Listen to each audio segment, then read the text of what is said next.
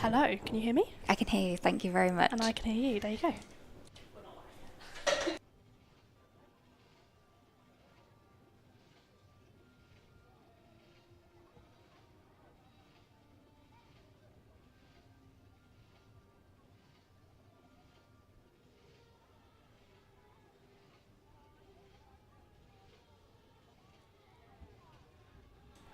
Hello and welcome to a very sunny Sophia Gardens for a crucial top of the table clash in the Women's Vitality Blast League 2. A win for Glamorgan today will confirm their place in a home final next weekend. I'm Rosa Simpkin, alongside me Lydia Clements, and it's a stunning day for it, isn't it, Lydia? It is indeed. Thank you very much, Rosa. And we're here today at Sophia Gardens. Sun is beating down for those of you that are here, as Middlesex have won the toss and have chosen to bowl. So we're waiting for Glamorgan batter to come down the stairs and see who's opening the batting today. A couple of Glamorgan players there looking on, and we've got a few changes in the squads ahead of the fixture today. Only one change for Glamorgan. Jazz Wesley is out and Megan McCall is in, back recently from a World Cup stint there playing for Scotland. Meanwhile, Middlesex, then a couple of changes for Middlesex with regards to their team today. So players that are out, we've got Sonali Patel, Hannah Francis, Rachana Kambantri, Victoria Solomon. And the players that are in today, Artemis Downer, Lauren Turner, Pippa Sproul and Alice Whitmore. We've got a lovely Guard of Honour, which I'm sure you will see, made up of some school kids. I walked past them coming in, actually, Lydia, and they were all very excited. They were very keen about their pink 4 and 6 Vitality cards. They're always exciting, aren't they? And sometimes you can sort of see them waving even when there's not a 4 or a 6, but it's all part of the fun of the Vitality Blast, isn't it? It's nice to have some energy in for the women's game. Obviously, the men's game follows us, Warwickshire visiting. It's a big one for the men, but it's an even bigger one for the women, as we say. What an occasion it would be to confirm their place with a game to go straight to the final. They wouldn't even have to play a semi. It's massive, isn't it? We've got the finals day being hosted here at Glamorgan at Sophia Gardens on Sunday the 12th of July. As you said, Rosa, a big opportunity here for Glamorgan to really seal that entry into that final. Ultimately second and third in the table, having to play off in the morning. They're on at 12 o'clock. People who win then from the top of the table, they would be the ones going straight through, as you say, and hopefully that is Glamorgan should they win against Middlesex today. So fingers crossed, and a lot to play for. I'm sure they are fully aware. It's a big one, but it's not going to be easy. They have Middlesex to face, as you see on your screen, the 2025 champions. They overcame in a shocking result Yorkshire, who have since gone professional, as they make their way through the Guard of Honour. Yes, indeed. Running out onto the pitch, couple of arms being waved around, ready to warm up those shoulders. And we're ready now with the Glamorgan batters coming. We've got Daisy Jeans and Lauren Parfitt making their way out towards the pitch. Our officials today are Kerry Evans and Himal Widusura. They have already made their way, making their last adjustment to the stumps. I always think it's a long old day as an umpire, isn't it? We probably take them for granted slightly, especially in this heat. Yes, no, indeed. I almost think they sometimes want a drink to be run out to them. It does get hot, doesn't it? But looking to be okay today, and luckily that they weren't playing last week in that heat wave, so should be much better conditions for all players and officials today. Glamorgan, in the absence of lone players today, actually, they've had a few players coming in. You had Leah Dobson, Bethan Ellis, to name a couple. It's just Megan Sturge today. So it'll be interesting to see how 11 full of Welsh talent performs. Yes, it's nice to see them playing on the biggest stage in Wales as well, so at Sophia Gardens, at the home of cricket for all intents and purposes, and playing today. So we will see what happens. We've got Daisy Jeans here on strike, as far as I'm aware, and Lauren Parfitt then as the non-strike batter. And it looks like it's going to be Sarah Pearson to open the bowling with some right arm pace as she sets her field. It's always trying to get your fielders in the right place, isn't it? Move them sort of just a couple of metres sometimes even makes a big difference, doesn't it, for fielding? especially when you've got the dangerous Daisy Jeans on strike. Say that 5 times quickly as Pearson comes in for the first of the game. And it's just worked into the inner ring for a dot. Not a bad start for Middlesex. No, indeed. They'll be happy with that one. It's almost sometimes trying to get that momentum, isn't it, from the beginning of the game and seeing what they can do, and maximising on that power play where they can. So just 2 out for the first 6 overs. See where they can score their runs and where their boundary options are.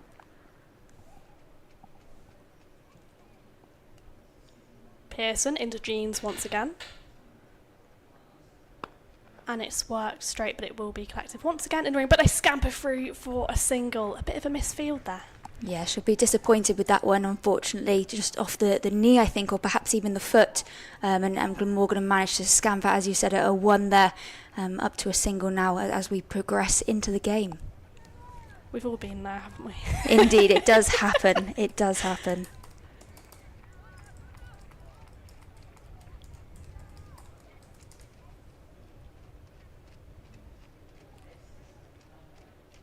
Parfit for her first of the game. And it's worked. Oh, and it's a misfield, and it's gone straight through the fielder, and it will run away for the first 4 of the game. Glamorgan 5 for none. Goodness, as we were just saying, we've all been there with a misfield, another misfield, unfortunately for Middlesex, or fortunately for Glamorgan. As I said, they're racing away along the pitch for 4 runs. Parfit will be happy with that one to get off the mark there. Kind of points to the dangerous form the skipper is in, doesn't it? Almost ridiculous form across tournaments. Fantastic, isn't she? Leading from the front in that regard, and everyone sort of following on in her stead. Pearson in again. And it's a high one, and it's just been worked away from Parfit. It will go away for 4. I don't know how much intent was in that, but they all count. Glamorgan 9 for none. Goodness, yeah, I think a no ball signalled. I think potentially there looked quite high looking at that replay, and as you said, raced away then for 4. Should be happy with that. Any freebies you can get, I think, especially at the start of the game, just gets you off on the right foot, doesn't it? It was rather high and full. But she did well to pull that away, actually, and it not end up in a helmet. Yes, indeed.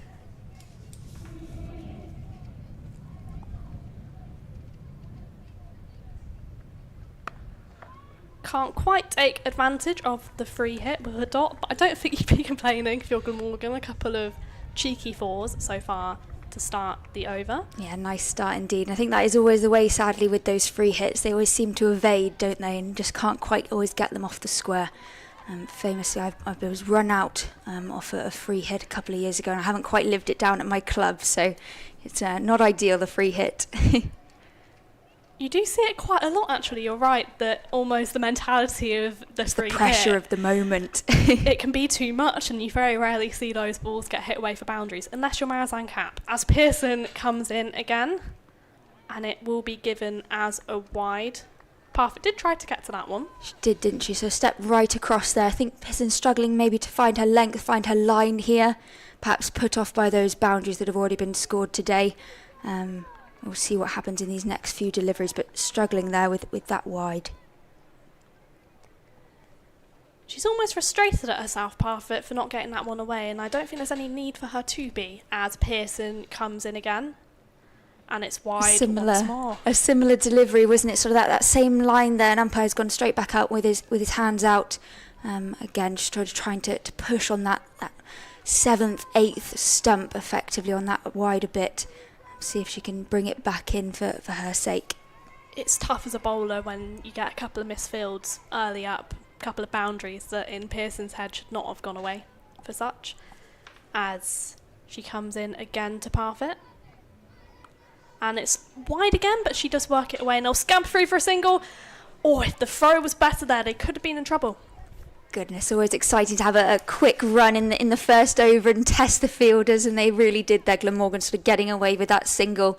Happy days, luckily for Daisy, then going to the danger end as she ran through.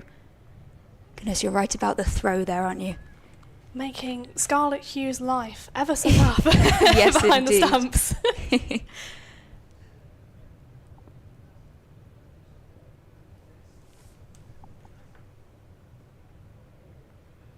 As the last ball of the over, I was about to say dot of the over, goes for a dot.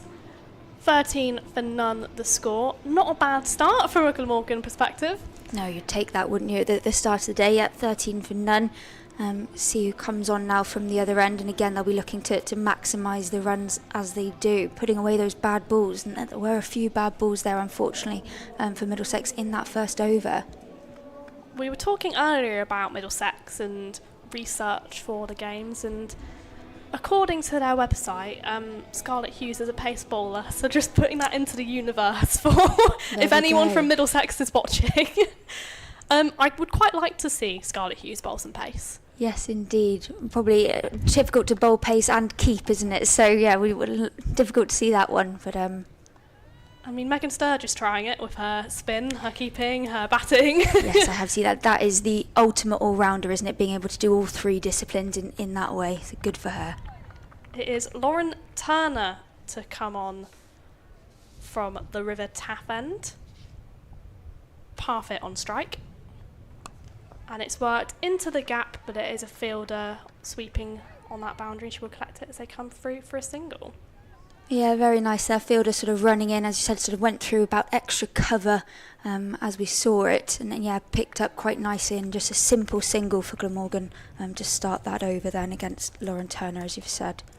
Lauren Turner, one of the players coming in for this one. With her right arm pace, she comes in again, this time to Daisy Jeans. This time it will be stopped by the fielder.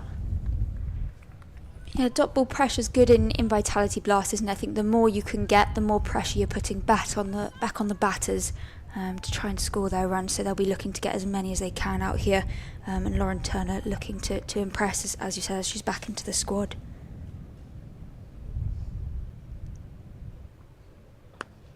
It's driven straight by Jeans, but it will be cut off as it's another dot ball. Great start this from Turner, especially after a rather expensive first over.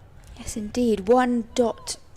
You do think a big shot is coming, and we will see what happens here with regards to that. But yes, it's the nature of it, isn't it, for the bowlers, trying to dot up the batters where they can.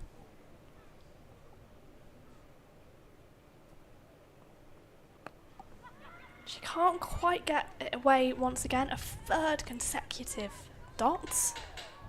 Remarkable stuff from Lauren Turner, someone who maybe hasn't seen much game time in a Middlesex this season. She's taken 3 wickets at 16 average in T20 cricket. Yeah, you'd imagine she'll be happy with that in terms of the first over for her. And I'm sure she'll be trying to get some more dot balls as she goes through and keep that line and length as she can.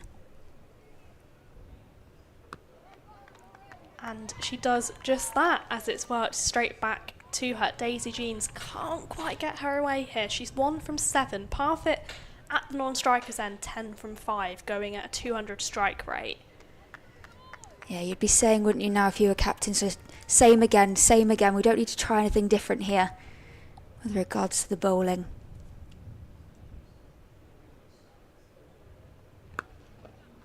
And she manages to work that one away for a single to bring up the end of the over. Glamorgan 15 for none from 2. Yes, indeed. You'd take it as an overall, wouldn't you? 15 for none after 2. Probably that bigger first over being really helpful today, and then a slightly less so with regards to that second one. But still, happy days for 7.5 as we go into the third. We've got a nice scampering of spectators enjoying the Welsh sun, Wales and sun. Who would have thought it? Don't let anyone tell you it rains in Wales. It is going to be Sarah Pearson to continue at the Cathedral City Road end.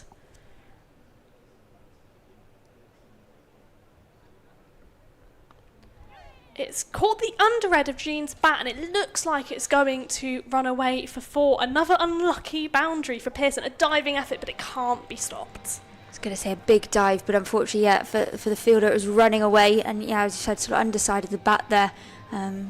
It says 4 in the scorebook, and I think that's what she'll be holding on to there. So take the boundaries and be able to sort of maximise on those opportunities, isn't it? She made up some serious ground there. Just quick, wasn't she, from third man, yeah, all the way across. Fantastic work. Chat from skipper to Pearson.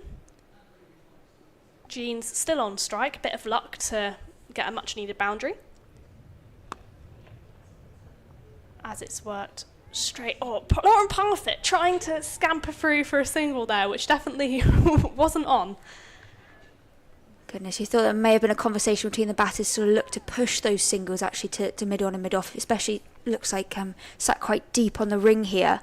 But a no eventually from Daisy Jeans, and Lauren Parfitt sent back to the non-strikers end, and a dot ball, an exciting dot ball, but it was a dot ball nevertheless. In defence of Lauren Parfitt, I think Daisy Jeans had told her to come and then suddenly went, no, back you go. So there's a bit of miscommunication there in the middle. It's been known to happen. Got a fielder coming across, haven't we? Another one into the offside, I think, being dragged over from leg side. It looks a very attacking field now on that offside, actually.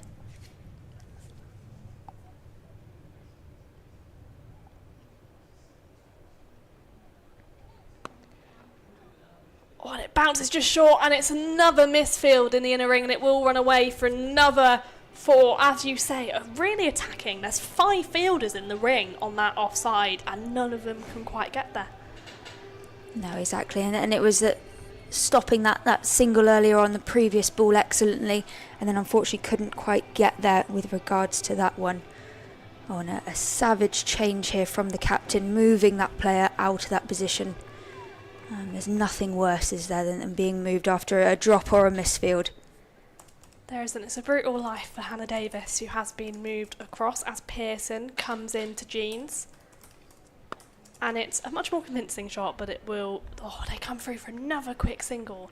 Very impressive running from these two. Fielder in the mid-wicket region just couldn't quite cut it off quick enough. No, lots of intent from these batters, isn't it, straight from the start. You'd imagine sort of ideas to put away the bad ball and then scamper and get as many singles as they can to get up to that total.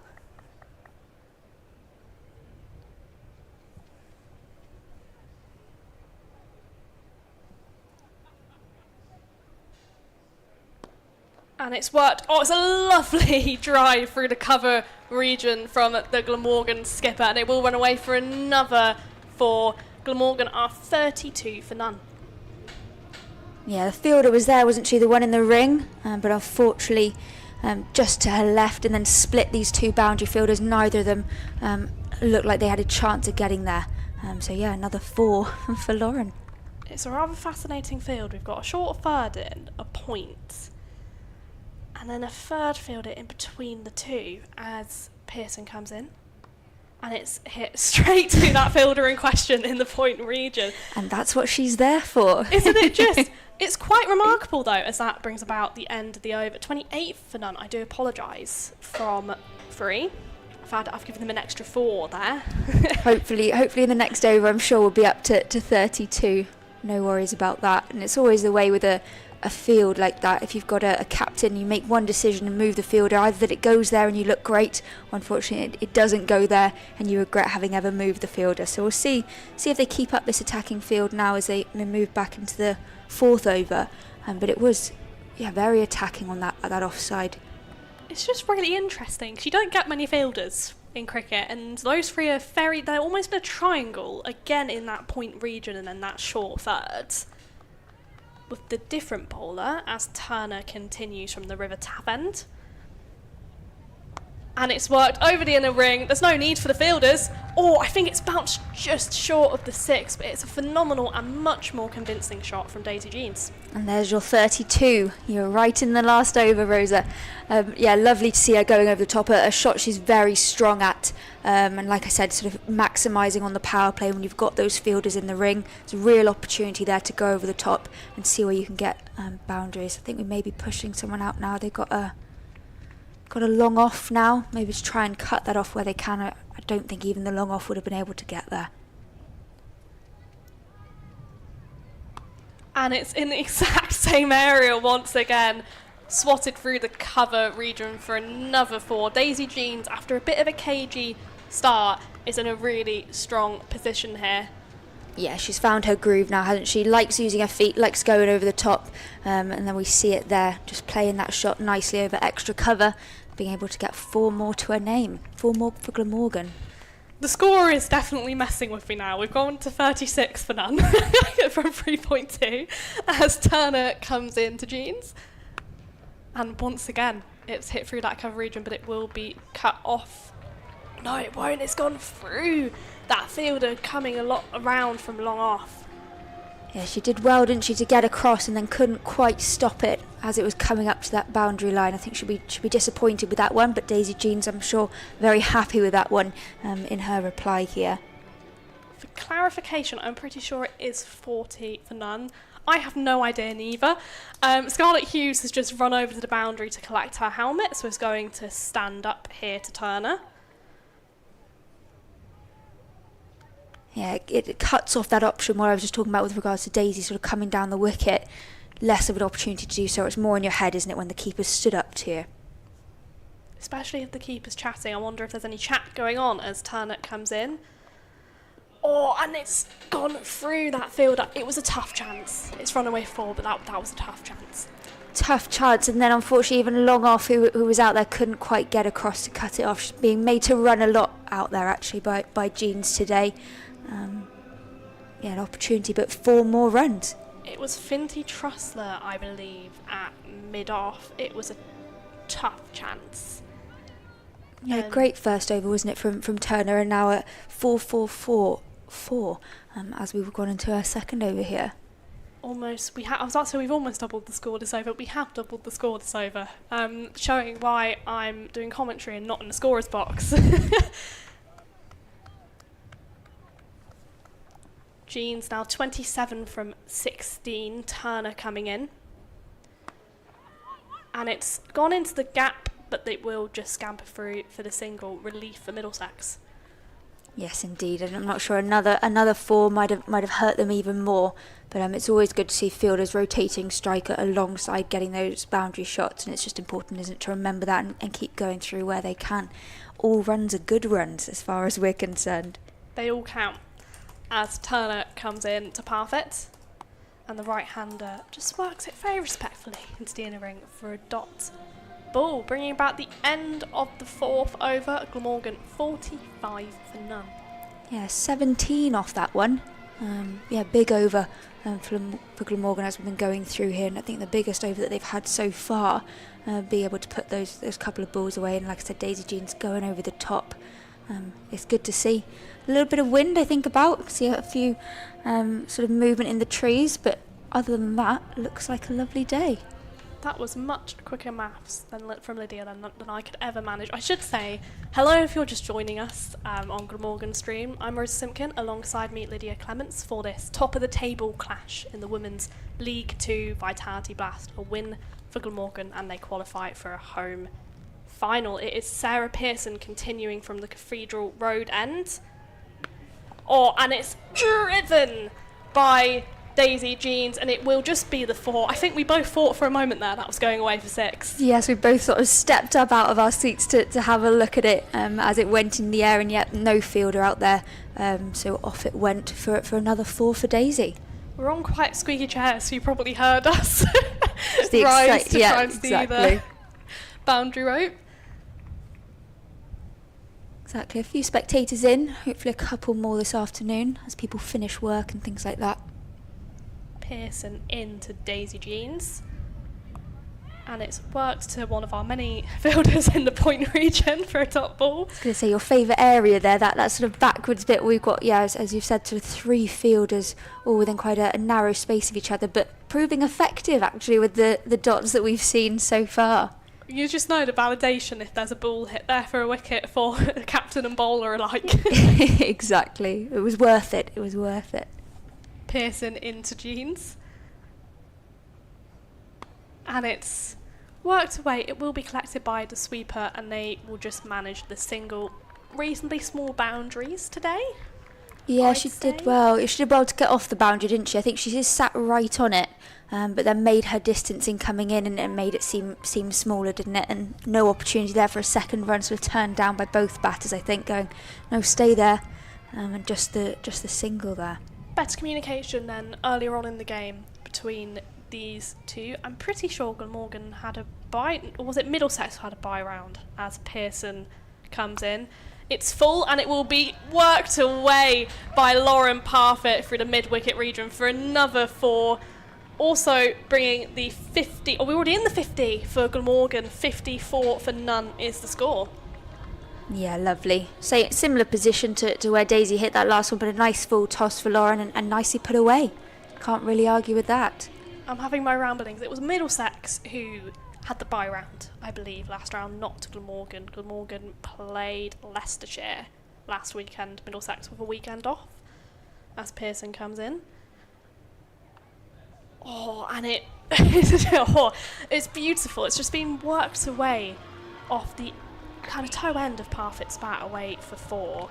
Yeah, she found the space there, didn't she, between the wicketkeeper and between that sort of short third man, able to run it away for 4 runs. No chance, unfortunately, of Lauren Turner being able to get there and to stop it.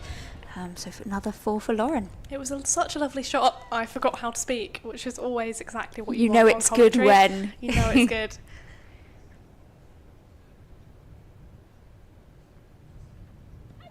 And there's an appeal for a caught behind. I don't believe she's hit it, and neither does the umpire, who is either unmoved, and it's been given a wide. Just to add a little bit of salt into the wound for Middlesex, but the first real appeal from them this game. Yes, indeed. Looked like the first real opportunity, actually, to take a wicket. Both batters are looking very set in their way. I hope that's not commentator's curse, but yeah, both batters looking very good now, taking on the bowlers as they've been progressing.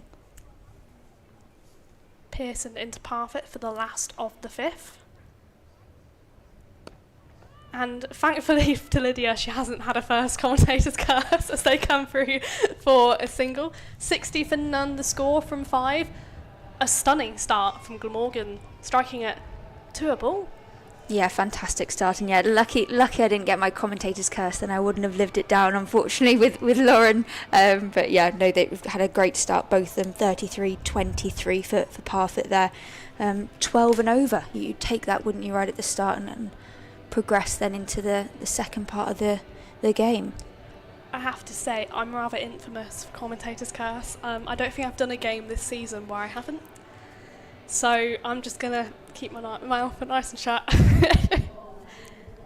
Got a change in bowling, I think, haven't we, from this end now? We have indeed. We're going to have some off spin from the skipper, Saskia Hawley, who's been ridiculous in a lot of regards this season, but we'll get on to that as she comes into the right-handed Parfitt, and it's gone straight through to Scarlett Hughes for a dot. Yeah, good start from the skipper there. You'd be happy to take a dot. She's smiling away as she returns to her mark. She comes in again. It's worked straight. Hawley chasing after it. She will stop giving chase. They come through for a single. Yeah, an easy single, isn't it, when you've got those fielders out who'd be looking to rotate those and then look and see where their boundary options are. Into Jeans, and it will be another dot ball. An interesting change up this from Hawley, taking away the pace, coming in herself with the spin for the last over of the power play. So far working, just the one through it from it. Oh, and that is what we call commentator's curse, as she works it away for a lovely 4. It just goes over the head of the fielder. Yeah, I was going to say, the fielder, as they've got them out, those 2 boundary fielders are quite straight, aren't they? So any option there, bit of width or something going down leg perhaps, just being able to clip it off or perhaps even sweep it, looking for a deep square shot. And Daisy, as she's done there, sort of just a little bit to the left of that deep mid-wicket fielder. It was a difficult chance for Finty Trussler at square leg to get to that one. Not in the square leg region, let's say. As that's better from Hawley, but they will scamper through for a single after a misfield. Yeah, it was well attacked though, wasn't it, from that fielder? You'd be happy with doing that and putting her body on the line, but yeah, unfortunately, because of the misfield, a single for Glamorgan. Hawley in for the last of the power play. And it will be a dot, a phenomenal over from Hawley, just a 6 from it after we were striking at 2 a ball. Glamorgan are 66 for none at the conclusion of the power play. Yes, power play signal is one of my favourites actually, when you see them do it. That and free hit, my favourite umpire signals, so hopefully we'll see it on screen now. It looks like our batters are going to have a drink. It is warm out there. I'm not envious, I'm happy to be up here in this very cool commentary box. Yes, it's lovely and cool, isn't it? You don't envy them sort of in the heat down there. Luckily just the 20 overs, 50 overs in the heat, much harder to get through, but hopefully these batters are able to stay on it and continue with the good form they've found so far this game. We're going to have a change in bowling at the Cathedral Road end. It looks like it's going to be Alice Whitmore.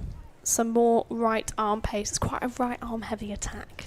Yes, indeed, and one of the other players that's back in the squad for this game, so again, one who should be looking to impress and try and take some wickets here if she can.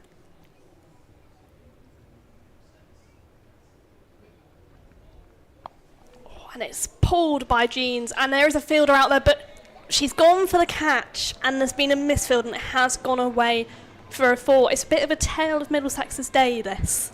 It is indeed. It's one of those difficult ones where as a fielder you're not sure whether or not to go and catch it or to accept it on the bounce and stop the single. And again, yeah, you're right, caught in a bit of a middle ground there, and eventually racing away for 4 runs. Daisy Jeans making light work of that one. Whitmore pulls out, the umpire unhappy that there's still fielders moving about as she comes in.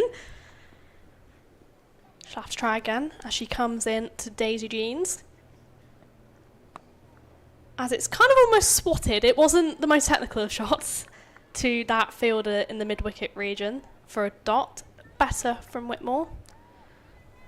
Yeah, you should be looking to get her line and length now, and 4 and then a dot. You'd be happy with that. See where this next one goes. I think the problem with the previous ball was that cover was still moving. I think that's what the problem was there and why she'd pulled out of her run up in that way. And it's worked again by Jeans into a similar area where we saw that misfield. Pippa Sprout getting it in. To be fair, Pippa is a wicketkeeper herself, so it's a tough gig, isn't it? Suddenly finding yourself in the outfield. Yeah, gloves on, gloves off, and then trying to capture that ball, but she got that one quite nicely and threw it in nicely to the bowler who took it cleanly. So recovering for the earlier misfield. Flicked off the pads by Parfitt. I was about to say it will be Sproul again. It won't be Sproul, it'll be Abby Wildbrow getting it back in to Scarlett Hughes as they come through for another single. 72 for none is now the score. Yes, indeed. And they got all their fielders out, quite a few out. We've got deep square leg, deep mid-wicket, long off and deep cover, making it a little bit more difficult for Glamorgan to get those boundaries.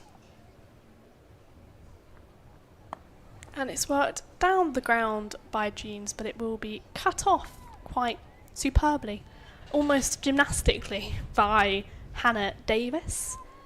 Yeah, it's one of those ones you want in the textbook, of the roll and straight back up onto the feet and the throw. Good to see it sort of on display here today.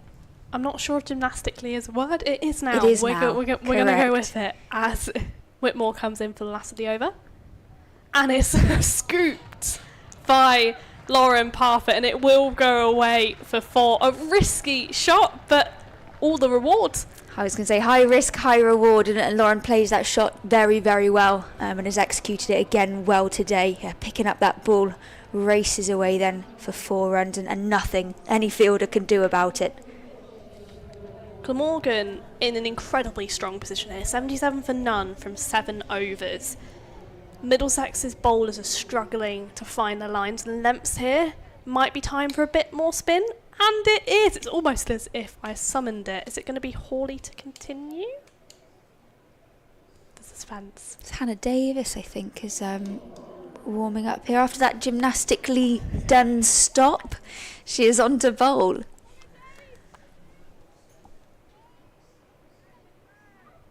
Be interesting to see if the spin being successful is a trend. I mean, Glamorgan have plenty of good spinners in their ranks. to an almost ludicrous degree. Yeah, actually. strength and depth, isn't it, with the spinners for Glamorgan, and often sort of destroying batting lineups in that way. And they have, interestingly, gone with quite a spin-heavy attack, which might tell us quite a lot about how they expect this surface is going to play as Davis comes into the right-handed Jeans. And it's worked away by Jeans for a single. She moves to 45 from 28, which, given the start she had, is rather phenomenal. Yeah, definitely. She was sort of under that 100 strike rate that everyone talks about, wasn't she, right at the start? But much over that now as she's progressing right through the game and rotating the strike quite nicely there. One easy one to long on. Parfitt on strike. And she waits for it, but there isn't much reward as it's cut off by the fielder in my favourite position, as we say. Yes, indeed. Yeah, not much to be done there, to be honest. Straight to the fielder. Nothing really in terms of width or anything like that. So that was the best option for Lauren, and see what she tries to do next one. Try and work a single or a boundary. And that she does. She will get her single as it's cut off by the sweeper. There's still 4 out. 4, not 5, we should say. It's 4 in the women's game. I'm curious on your thoughts on that. I'll get them after we've got through the over of spin, as it's quite quick. I say that as Hannah Davis makes some adjustments. Just sorting out their field, aren't they? Straight down the ground by Jeans, but it will just be another single. 3 from the over so far. Yeah, they're bringing in their long off for Lauren Parfitt and putting out a deep square leg. That's the only change with the field between these two batters. Oh, and it's gone over the fielder in that cover region. It was almost. Could she have jumped for it? She was close to it there. We'll see it on the replay. Okay, I'm probably being harsh there, aren't I? It's one of those ones where, again, they brought the fielder in and then she's gone straight over the top of their head, and they've kept their field as they would do for Daisy Jeans, with 2 out quite straight. And I'm not quite sure what Lauren Parfitt was trying to do there. It was almost a reverse. It was almost a hockey shot. Yeah, it looked like a reverse sweep, didn't it, to try and get it away. There's not many fielders out on that offside, given that they'd had quite a straight field there on the boundary, but unfortunately couldn't quite connect, and therefore a dot ball to finish that over. Hannah Davis should be happy with that one. She will 84 for none, the score from 8. Glamorgan looking in a very strong position. I want your thoughts on the 4 fielders out in women's cricket. I always ask players, obviously you played with Glamorgan last year, do you think it should stay at 4, or do you think we're getting to the point where maybe we can think about it becoming 5? I mean, there's going to be pros and cons to everything, aren't there? I think the opportunity for it to be 4 fielders is helpful. It gives an opportunity for the batters to find their rhythm, find their space. But yeah, it comes with its cons.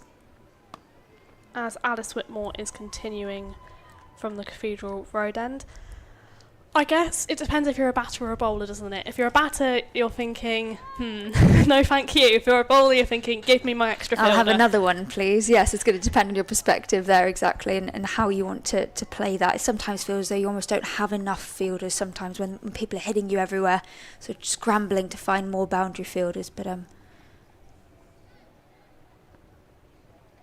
it's gone straight through Lauren Parfitt. A slower delivery from Whitmore. Scarlett Hughes collecting it. Yeah, I always get nervous when there's a helmet on the pitch. You always sort of wonder if that 5 runs is going to come into play at all. And yeah, Scarlett right in front of her helmet there. Hopefully it's not a tale of 5 runs for Middlesex today, but we will see. I mean, I think about Sunrisers who were, this has opened a whole other can of worms, who were kind of the Middlesex representation as Whitmore comes into Parfitt. And it's worked straight down the ground. It will go over the inner ring and it will run away for 4. It was Pearson chasing after it. She can't cut it off. No, exactly. And a couple of people with those pink 4s and 6s that we spoke about earlier on, showing them and waving them in support of that shot. The spectators like that one. We like the shot over the top from Lauren Parfitt. Fantastic. Whitmore into Parfitt. And it's better, and it will be cut off for a dot. Yeah, before the county era came back in a professional form, this is so confusing to explain to people who maybe don't know. We had regional cricket. There were 8 regions. They each represented a number of counties. As an example, Western Storm represented Glamorgan, Gloucestershire, at Somerset, and then some of the more minor counties. Middlesex were under the Sunrisers umbrella, per se, as Whitmore readies to come in once more to Parfitt. And it's flicked away, but it will be collected quite superbly by the fielder at fine leg. Yeah, nice from Abby Wybro there, right in the ring and stopping as she should do. Any singles in there. Good work. And there was a Sunrisers game, where I think it was Maddie Villiers, as a joke, put on the wicket-keeping glove to collect a ball when she wasn't wicket-keeper. And as Whitmore comes in again, they come through for a single, and everyone was rather horrified when the 5 penalty runs were given, especially Abdul Maqsood, who was bowling. That is your worst case scenario, isn't it, as a bowler? Goodness. So whenever anyone mentions the potential of a 5 penalty runs, as you did for that helmet, I always think, don't always do it, Maddie reminded Villiers. of that. Yeah, goodness, I won't forget that now either. There we go. It's one of those ones that people forget about, don't they, in terms of the rules and things like that. The helmet one being quite obvious. But yeah, as you've pointed out, similar to sort of being given out, isn't it, as a batter, and you're handling the ball. Sometimes people trying to use their feet and things to get that ball out the way of the stumps, with limited success sometimes. Seen a couple kick it onto the stumps, and you think sometimes it may have been better just to leave it. That is often the case, isn't it? As Hannah Davis continues at the River Taff end. Lauren Parfitt on strike, 39 from 25 for the Glamorgan skipper. Daisy Jeans at non-strikers end, 47 from 30 for her. She's tried to sweep that one away and hasn't got hold of it. It will be a dot. Yeah, that's the shot that's on, isn't it? We spoke about earlier on, they've left their long off out here, so there is that option there for deep square leg because there's no one out. So if you can pierce the ring. Wow, stopped by, I believe, it's not Pearson. Is it the skipper? It might be. Finty Trussler there in Trussler. Sort of a square mid-wicket, but in the right position to stop the ball. Lauren Parfitt progresses down the tracks, and it will go away for 4. A lovely straight drive down. We like the those ground. ones, don't we? Straight over the bowler's head, no chance of long off or long on being able to stop it. Happy days for the skipper. Take those 4. As Glamorgan near their hundreds. A brutal partnership between these two here. Yeah, it was always going to be a big partnership at the beginning, wasn't it? To see what they can do, maximise that damage and go from there. And it's another attempt to reverse sweep, and it's given! Lauren Parfitt attempting to reverse sweep it, misses it, and it's been given LBW. A much needed wicket for Middlesex, breaking that 94-run partnership. As the first goes, and it has to be Lauren Parfitt to depart. Yeah, huge partnership, isn't it, for Glamorgan? I think the girls will be happy with that. You're always disappointed when you get out, but she'll be happy with that start there and what she's managed to put on for her team so far. It was the shot she tried to play in the previous over, and again couldn't get any bat on it, unfortunately, hitting the pad and inevitably given out by the umpire. It is going to be Megan Sturge to come in. I'm going to guess by the lack of number, the Hampshire Loney, and I think we're going to take the opportunity to have a bit of a drink. Yeah, Megan Sturge. You've seen just on the live stream there, the umpire having that bat measurer, ultimately sort of having the maximums that these bats can be now to ensure that they are fair and consistent across the board, and literally just running it through the plastic there to ensure that her Keeley is in the right requirements, which he was happy that it was. Megan Sturge just marking her ground. practicing a few shots. We've got a lot of action going on today. I was going to say I'll bring it to you. I think we've got spin continue. We'll wait until the end of the over, otherwise it'll be a very chaotic experience for everyone involved. Yes, we've got long off has been brought up into the ring for the new batter. And it's straight off the mark for Megan Sturge as Hannah Davis continues her over. 1 to come off the 10th. Yeah, 1 off 1 in a T20. You take that at the beginning. See where she can go from there.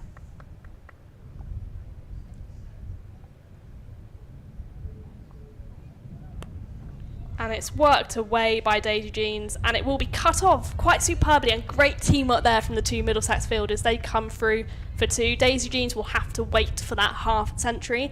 Glamorgan 97 for 1.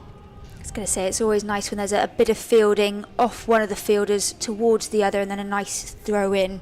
There's nothing better than seeing that teamwork out there. Sometimes it doesn't quite work, does it? One of them throws it up and it can sometimes go over the boundary. I've seen a few of those, unfortunately, but worked quite clinically for Middlesex there, cutting it off in that way and, as you say, limiting Daisy Jeans, unfortunately, as she has to wait for her half century. We've got a lot of action in Tier 1 and 2 today. We've got 3 other games in the League 2 Blast. Gloucestershire are currently 77 for 2 against Leicestershire. Northants in a must-win game for them, a 14 for 1 against Sussex. And Derbyshire and Kent are yet to kick off.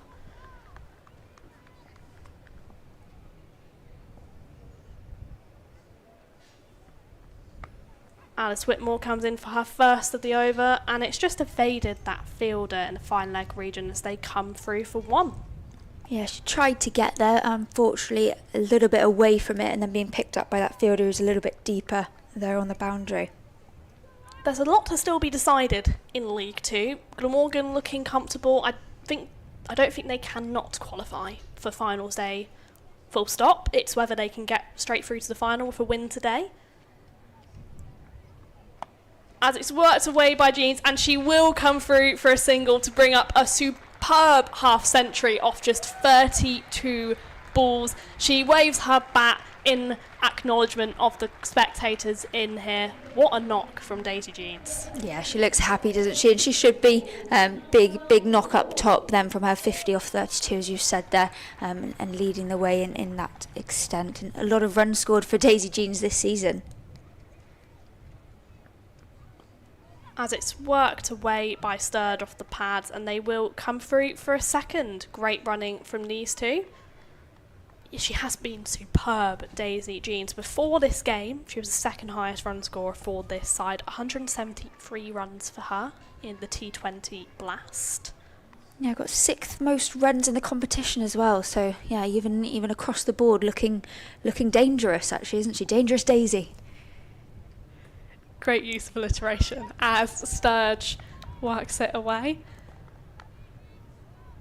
Taking me back to my English A-level roots there, thinking about in terms of, I don't even know what you'd call them. Yeah, we'll keep the live stream educational for people. There we go.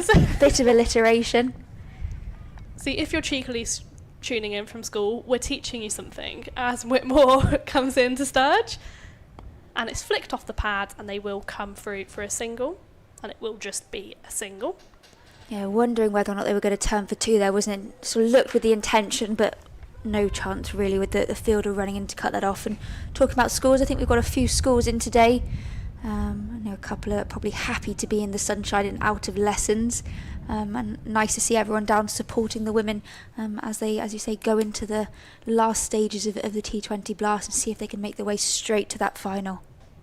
I would love to get a day off school back in the day to attend some women's cricket as Whitmore comes in once more. And it's worked away by Jeans, and it will be another 4 for the opener. 54 now for her. 106 for 1 the score. Yeah, the crowd are getting right behind her, aren't they? Claps across the board for Daisy Jeans there as she continues playing. The worry always is when you lose a wicket that you lose that intensity, and I think that's what Meg Sturge has come in and tried to do here, isn't it? Keep the running going, and Daisy Jeans keeping up with the boundaries. Glamorgan on for a huge total here at Sophia. Gardens, we are going to have a change in bowler. The skipper has brought herself back on to maybe try and settle the ship slightly, Saskia Hawley. Yeah, she'll want to be restricting as much as she can. She knows that she's got a big job on her hands to go and chase it. So skipper trying to restrict the runs where she can.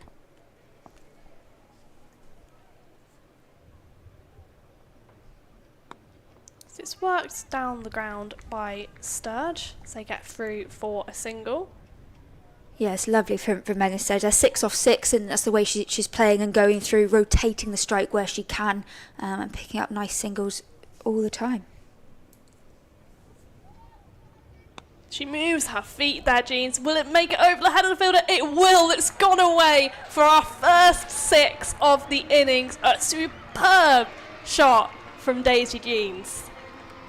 Yeah, lovely. It was a worry then, wasn't it, whether or not it was a little bit inside and whether or not the fielder was going to get there. In the end, much over her head and cleared the actual fence. Good from Daisy.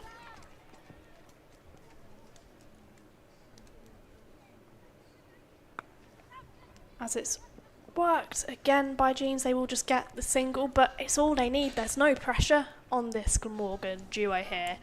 No, exactly. Keep it ticking over. That's the main aim. Looking at that, probably looking at 200, aren't we? But if you go all the way, so we will see.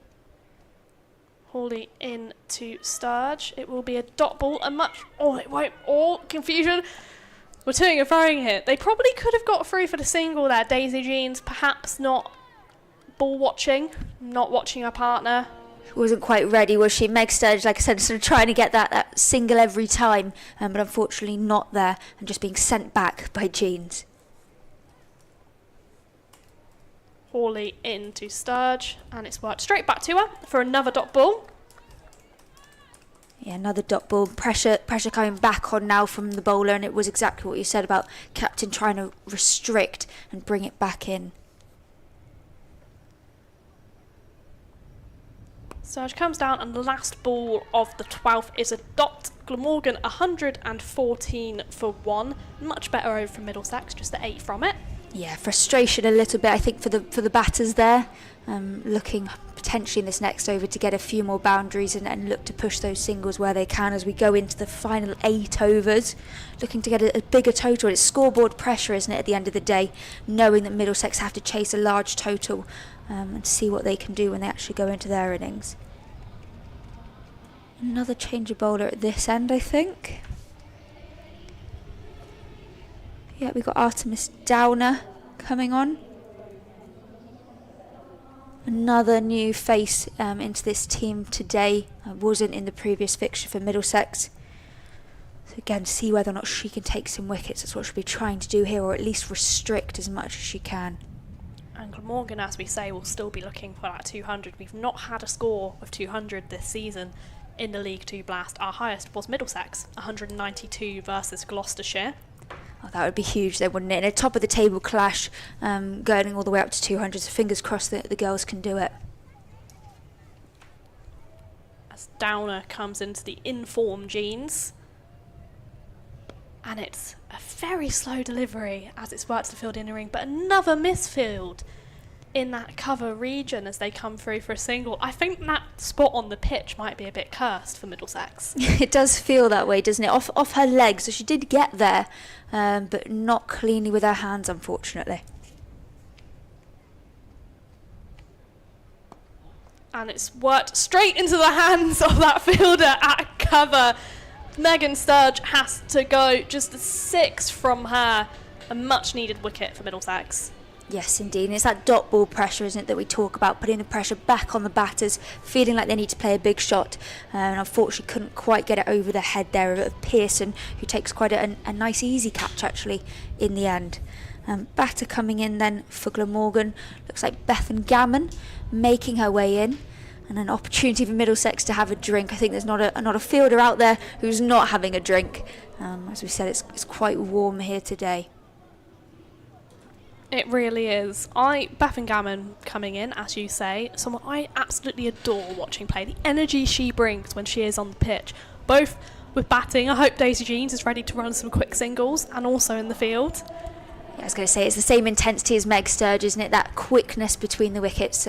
Play club cricket with Beth and Gammon, so a lot of time spent out in the middle together, and yeah, always nice to see her playing on this stage and hopefully scoring some runs today. Beth and one who perhaps is looking for a Tier 1 contract. Obviously, Glamorgan will preemptively, prearrangedly, nothing to do with position in leagues, be going up to Tier 1. Professional level of women's county cricket next season. They'll become the 10th team, which if you'd have told us that a few years ago, I don't think we'd have believed you. Yes, fantastic. So the opportunity now that is here for women and girls in Wales and wider. And Bethan gets off the strike immediately with a single, working it through the point region. Yeah, just the one, isn't it, for the deep cover that's out there. Clipped it up cleanly and pushed it back in. And again, it's that intensity, isn't it, trying to keep it going despite the fall of wicket. See what they can do with Jeans back on strike.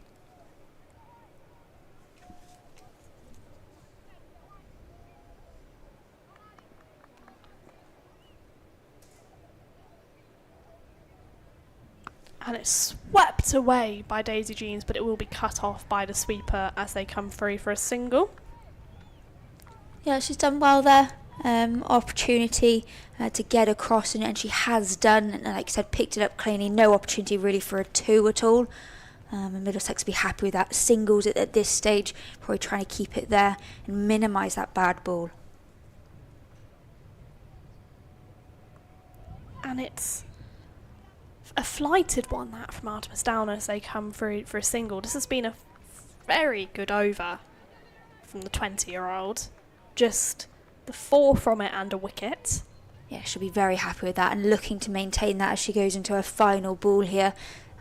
Hopefully she would be looking for a dot or a single. Glamorgan looking otherwise. And it's worked away, but it will be cut off by Sarah Pearson. They're going to try for the second, and of course Bethan Gammon is going to get that absolutely rapid between the sticks. 120 for 2 to score for Glamorgan, 7 overs to go. Yeah, she's fantastic, turning those ones into twos. That's what you want to see as a coach, that opportunity, and doesn't stop running as she goes through. 7 overs remaining here. Glamorgan will be seeing how many they can get, looking again to turn ones into twos and dots into singles, so we will see. I'd rather confidently say that Bethan Gammon is the quickest between the sticks in Tier 2. Big claim, but she is absolutely rapid. I've seen her nearly get some teammates in trouble this season they just need to keep up. We haven't got any data, but I'm more than happy to say the same as well, that I reckon she's up there with one of the quickest, isn't she? She's very quick and puts the pressure back on the fielders. That's when mistakes get made. That's when people start to fumble, when they feel like the batter's running straight at them. So yeah, she's doing well there between the wickets. It is going to be Hannah Davis at the River Taff end. Always testing my memory, the names of the ends at cricket ground, moving around so much between grounds. Yeah, sometimes you get a couple of balls that you can just go over the top and into the River Taff, so floating all the way downstream to Cardiff Bay. I wouldn't put it past Saskia Hawley as Davis comes in to Gammon. And it's worked through the cover region, but collected by the fielder for a 1. Yeah, it's lovely actually. You can get a boat that goes right from the middle of the Taff all the way down to the bottom and get a nice ice cream on your way through as well. That sounds like something I should add to my list as Davis comes in. And it's hit over the top of the fielder at cover, and it looks like, it's not going to go. Is it going to wait? It's a diving stop from Abby Wybrow. Great work from her on the boundary to prevent the 4. It had us wondering, didn't it, for a moment whether or not it was going to go through. And then again, as we said, sort of teamwork in there, picking up the ball and bringing it in. 3 was run there, first 3 of the game. And you take that looking at the pitch that we've got. Swept away by Gammon. She tries to get through for a cheeky single. She's not that quick. No, frustrated by that one, but I think off the back of a 3, Daisy Hughes has probably gone to stay there.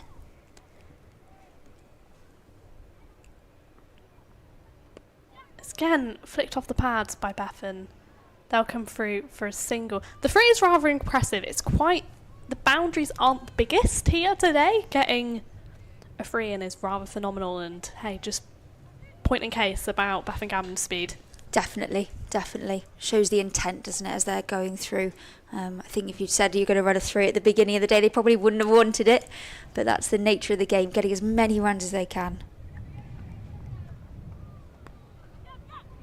As they come through for a single. Didn't quite get hold of it, Daisy Jeans, but she won't mind.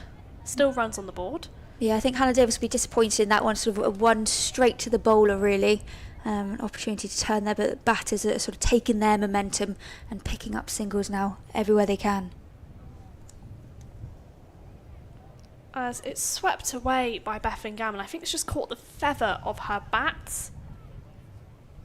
Confirmed it's not being given byes, as that brings about the end of the over, 127 for 2.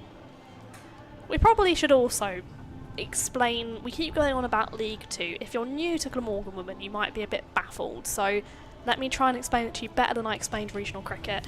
Women's cricket last year underwent a revamp, Project Darwin as the ECB called it, split into 3 tiers. Tier 3 is the minor counties, your Hertfordshires, your Staffordshires, obviously unprofessional.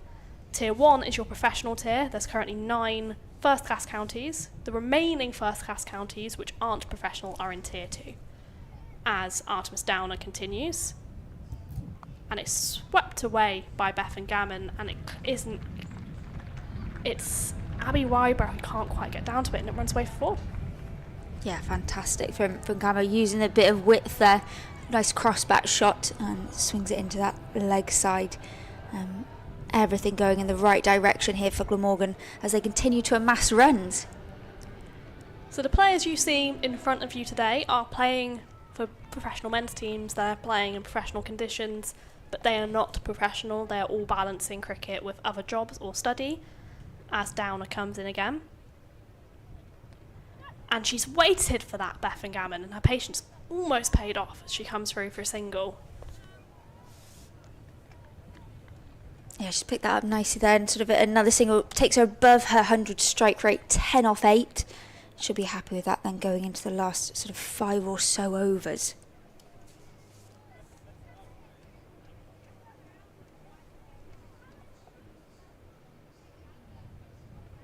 She advances down the track, Daisy Jean. She can't quite get hold of it, but they do come through for a single. I mean, Lydia, you were a part of the first year of Project Darwin per se. I believe you were involved in county cricket before that point. Yes. I played for Cricket Wales, and then played last season for Glamorgan. As Downer comes in. And it's swept away, and it is going to be cut off by Hannah Davis on that boundary. It looked for a moment like it might split those 2 fielders, but they do get through for 2. Yeah, I thought it was going to. Daisy signalling a drink, I think, after all that running. Not surprised.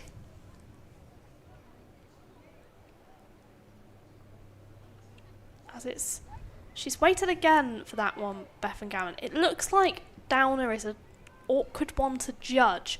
She adjusts her pace, and she's a rather slow bowler anyway, so you have to be really patient and not try and get to it too quickly as she comes in again to Gammon.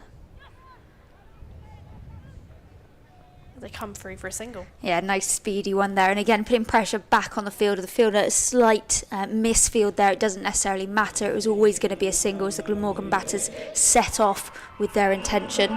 And we've got the last 5 overs remaining here at Sophia Gardens. Glamorgan are 136 for 2. And again, looking to make the most of it as they go into these final 5 here. A nice drinks break for the Glamorgan batters, and probably much needed.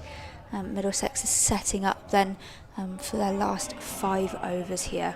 A drinks break as rapid as they're running between the sticks. It was almost a pit stop then from the 2 12ers. Saskia Hawley has brought herself back, trying to maintain this control. They've done really well to peg back Glamorgan here. Run rate is still at 9.1, but it was looking like it was 200 plus at one point, and that's slowly looking further and further away.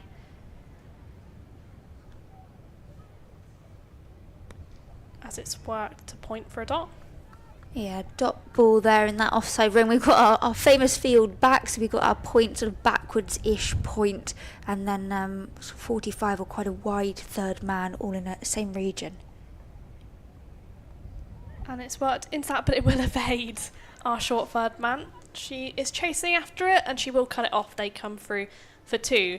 I have to say, I watch probably too much Tier 1 and 2 cricket for my own good, and it's not something you see particularly often this field. No, and frustrating there ultimately for the captain, isn't it? Even with 3 fielders there, still evading one of them and sneaking that single there from Daisy Jeans. Oh, and it's caught the under edge of Bethan Gammon's bat. Mere millimetres away from the stumps. I think they come through for a second. Agonisingly close for Middlesex. It almost looked like it went between the keeper, I think, from what I saw there. And yeah, turning it into a 2 for what hopefully the captain would have wanted, a dot ball ideally. Yeah, right between Scarlett's legs there, unfortunately. As it's flicked off the pads by Bethan Gammon, and they come through for a single. A shot she's finding quite effective against this spin. Yeah, just that little drop into the leg side. It's nice to see a relatively low risk shot. And just be able to keep it ticking over her now on 18 off 15 balls. Jeans on strike, 17 not out for her now as Hawley comes in. And it's worked away for it's well stopped on the boundary. It almost ran away from her, but she prevented the 4. They come through for a second. Yeah, she did. When you got Bethan Gammon running to the danger end, you're going to be happy with that one. She's sort of taking the lead now, backing up quite strongly and assertively, and getting down and getting back for Daisy. Hopefully a few more 2s or even boundaries here. Jeans advancing down the track. It will just be the single to bring about the end of the 16th. Glamorgan 144 for 2. Yeah, she was looking, wasn't she? She was looking for that second run there, Bethan Gammon, but unfortunately not. It looks as though Daisy may be having a problem with a hamstring or something like that. Hopefully not. Hopefully she can keep running through as we're going here. Daisy probably hoping that the quick singles will maybe calm down slightly if she's struggling slightly with a knock.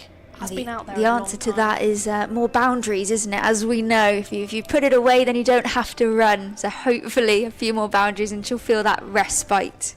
I think about Nasser Brunt for England yesterday, through to the final of the World Cup. A massive result for them. Probably more intent for boundaries than usual, nursing that tricky calf of hers, as Artemis Downer comes on for her 3rd consecutive at the Cathedral Road end. Jeans again advancing down the track, and it does evade that fielder, and it will run away for 4. Much needed boundary from a Glamorgan perspective, as Middlesex were really starting to apply that pressure with the dots. Yeah, she's saving her legs there, isn't she? She goes out, don't worry, Bethan, I'll put this one away to the boundary, and she does so very nicely, missing that extra cover fielder who dives to her right, unfortunately unable to stop it. Hawley now trying to move her field, trying to sort out these angles, try and minimise again the runs. They did feel like they were back on top, and it does feel as though Glamorgan sort of taking that momentum now a little bit as we go into the final sort of 3.5 overs that we've got here.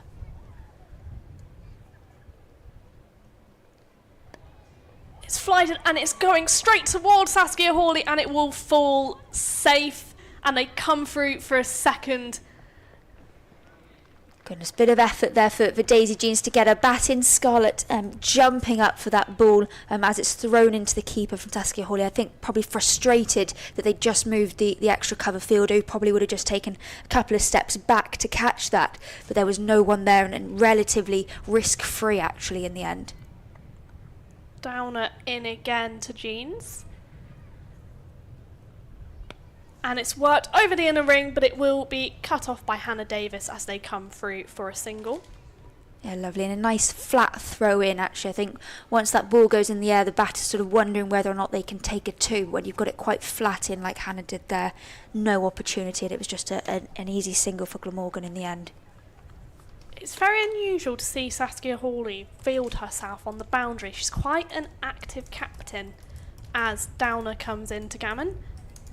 And that may be a no ball. I think that could have bounced twice as they come through for a second. We'll see it on the replay, and there's an appeal not given. It did look like it. One of the umpires, I think, is asking square leg whether or not it was a no ball, and he is now signalling a no ball. So you're right, yeah, those two bounces in front of the popping crease by that extension, and difficult for Bethan to get anything on it, but luckily it doesn't matter. It's a free hit for her now. She just dragged it down, Artemis down. I have to say, I have been there as she comes in to Bethan Gammon.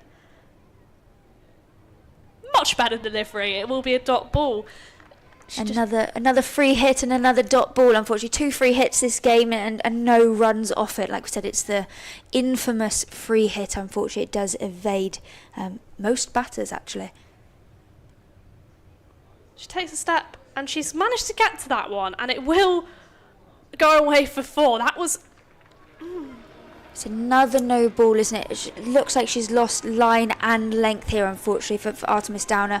Fielder getting to the ball and seeming to get a hand on it, but it's still just trickling onto that boundary. And another opportunity for Bethan Gammon. Can she score some runs off this free hit? It'll be the 3rd one of the game here today. Was the full was given? I was about to say it would have been a bit of a get up jail free card for Middlesex.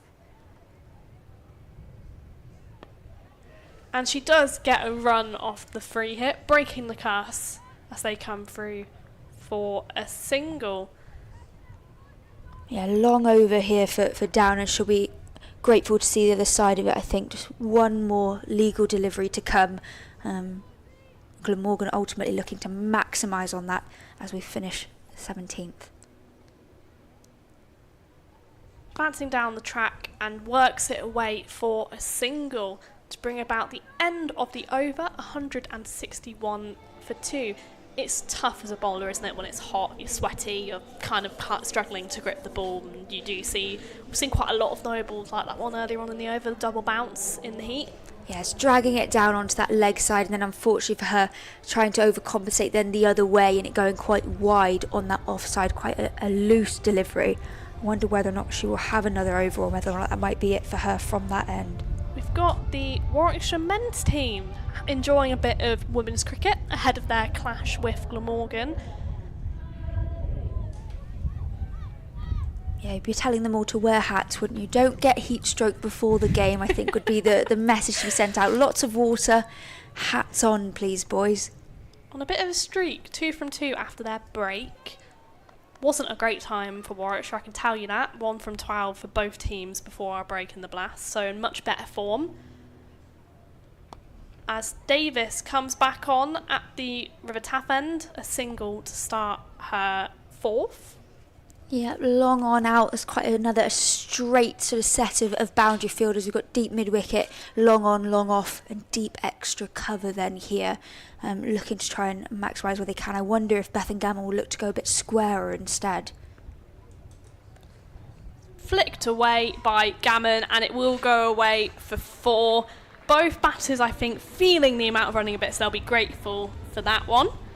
Yeah, that is the squarer shot, isn't it? That's where the opportunity is to score. Square leg, not really near it there, and just being able to get it away where she can, like you say, an opportunity for them to rest effectively between balls and stop the running, although we do want to see more of it. We do indeed. More runs the better, I say, as Davis comes in to Gammon. And it's worked. I was about to say straight to point. It's another misfield for Middlesex as they come through for a single. Yeah, it looked like she got 2 hands on it, but went between both hands. She's looking at her nails now. But yeah, straight through, and boundary fielder is the one who stops it in the end. Glamorgan, I think, either way, we're going to go for a single there, so it didn't really matter. Worked upwards by Jeans, and it's fallen short. I think she almost misjudged that one, the Middlesex fielder. It's Pippa Sproul on that boundary, stopped coming towards it. It's another one where you wonder, do I go forward, do I get a dive in to take the catch, or do you stop the one? And she stopped the one in that instance. Swept away by Bethan Gammon, straight to the fielder at square leg. Yeah, nice signal. It looks like the message that has gone out, or the conversation they've had, is sort of looking to run every ball now as we go into the last bit. Wickets in hand, so ultimately not a bad idea to be doing that and see how many they can get on 169 at the moment. swept away by Jeans for a single to bring about the end of the 18th. Glamorgan are 170 for 2. A rather phenomenal work from Daisy Jeans, who's 84 from 50. Yeah, fantastic innings so far, isn't it? And hopefully that she goes all the way into those final 2 overs, maybe even get 116 needed in order for her to do so. Only 12 deliveries, so we will see whether or not she can do that. She would need some boundaries in order to do so. Bit of a movement of the field as we've got a change in bowler here. Get an opportunity for Middlesex. They're going to be trying to restrict as much as they can, keep that score down. Got Lauren Turner then back on from the Cathedral Road end, giving her another opportunity to see what she can do. It's just 2 overs that she's bowled so far for 19 runs. Looking for a wicket is Lauren Turner on her return to the side. Hop, skip and a jump into Jeans. Jeans perhaps misjudged where that one was going to go. It's just the dot. Yeah, it looked like it went through her legs in the end. Probably fuller, I think, than she initially thought. Just going down in that way, Scarlett getting a leg to it and ultimately stopping any runs. The nutmeg was on there, Daisy, as Turner comes in. And it's full, and it will go away for a single. Or I'd lie, they got through for the second. That's phenomenal running from these two. The intent is very much as many runs as possible. Yeah, it was cleanly picked up by that fielder out there, but as she's come round, she lost her balance down to her knees and unfortunately can't get back up in time. Bethingham looking to turn that one into a 2, and she does. Pippa Sproul being a bit of a ball magnet this game as Turner comes in. And it will be a stumping, a phenomenal piece of work from Turner. She's pulled back her length, catching Jeans off guard. Jeans has to depart. A phenomenal 86 from 53 for her. Yeah, it's a great innings from Daisy Jeans right from the get-go, looking to get as many runs as she can. So slightly behind her strike rate at the beginning, but far over it then as she finishes on her 86. Quick hands from Scarlett Hughes and never in doubt with regards to that stumping. New batter then in for Glamorgan here, Megan McCall. Looking to see what she can do with Bethingham then as we go into the last couple of balls of the game. Our Scotland international, she returns after being busy at the World Cup. She was ever present in Scotland's group stage campaign, which saw them win a game. Massive result for them. Massive congratulations to her for her involvement in the tournament. Yeah, fantastic. It's that opportunity, isn't it, that it gives people to play that level of cricket and against the likes of New Zealand, Australia, South Africa, etc. on that world stage. England in the final on Sunday, sold out. If you haven't managed to get tickets though, there's a double header here at Sapphire Gardens. Get yourselves down, still enjoy some cricket. I'm sure arrangements are being made to have the game on, perhaps in the concourse across. I think we've got 7 grounds hosting county cricket on Sunday and a World Cup final at Lords. Plenty of places for you to be getting your mitts into it.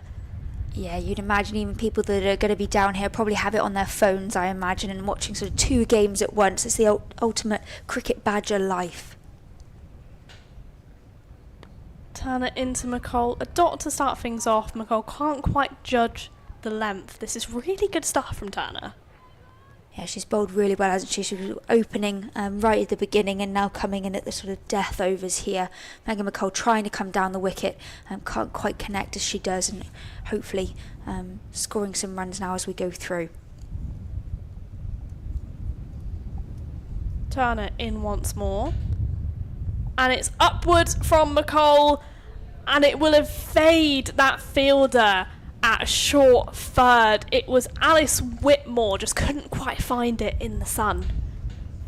No, she lost it, didn't she, over her shoulder, turning then trying to get it. It was an opportunity. Ball was right up in the air, but luckily for Glamorgan, safe and a 1 off it as Bethingham gets down to the striker end.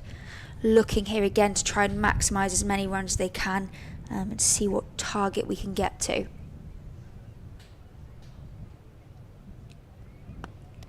Oh, and it's straight back to the ball, and it's caught and bowled. Phenomenal work from Turner. 2 wickets from the over, and just the 3 runs Absolutely remarkable stuff. Another batter has to depart for Glamorgan, 173 for 4. Yeah, Turner's smiling a lot there. I think she didn't really have an opportunity to even move or get out of the way. She got her hands up, and luckily it stuck for her. Unfortunately for Glamorgan, that is Bethan Gammon out, and it will be a new Glamorgan batter in now, B. Ellis, looking to come in now for the final over and see what she can do for her team. 173 for 4 as it currently stands. Looking to get over 180 here, I would say, and into sort of higher 80s if possible. That was exactly the over Saskia Hawley would have been after from Turner. Yeah, she's bowled very well, hasn't she, on her sort of return to the squad, trying to make an impact, and she has had that impact. It is B. Ellis, as you say. B. Ellis, not Bethan Ellis, just to keep you on your toes. Yes, the B. Ellis that is always the confusing one, but luckily this is B. Ellis, a Cardiff Met student, and here out then at Sophia Gardens Day to try and score some runs. It will be Megan McColl who is on strike, and I imagine these two will be keeping that running going, trying to get as many runs as they can. It is going to be the skipper, Saskia Hawley, to bowl the last 22 from her 3 overs so far. Not yet a wicket. She'll be hoping to change that in this one. Swept by McColl, and it has evaded the fielder at square leg, and it will run away for 4. Much needed 4 from a Glamorgan perspective. 177 for 4. All the 4s. A lovely boundary from Megan McColl, sweeping in that way. Like we said, because the field is quite straight there is that opportunity. I wonder whether or not there's a reverse sweep on today. I know B. Ellis does like that shot, whether or not Megan McColl is going to look to play it as well, although they have now put out a deep square leg. They must be listening to us, Rosa. It's almost like we somewhat know what we're talking about up here as Hawley comes in, and she's tried to reverse sweep that Megan McColl and hasn't quite got hold of it. There's been a couple of batters who've attempted that one today and haven't quite got there. The shot is on, isn't there? There's no boundary fielders. You can get it past the ring, you can get the shot away.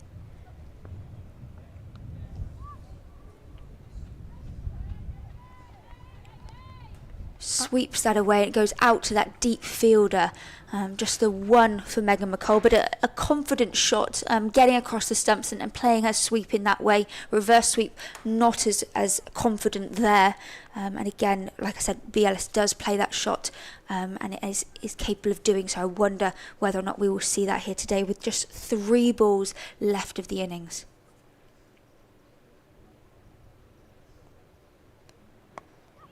Worked away by Ellis, and it will just be for the single. Quick work from the fielder out there.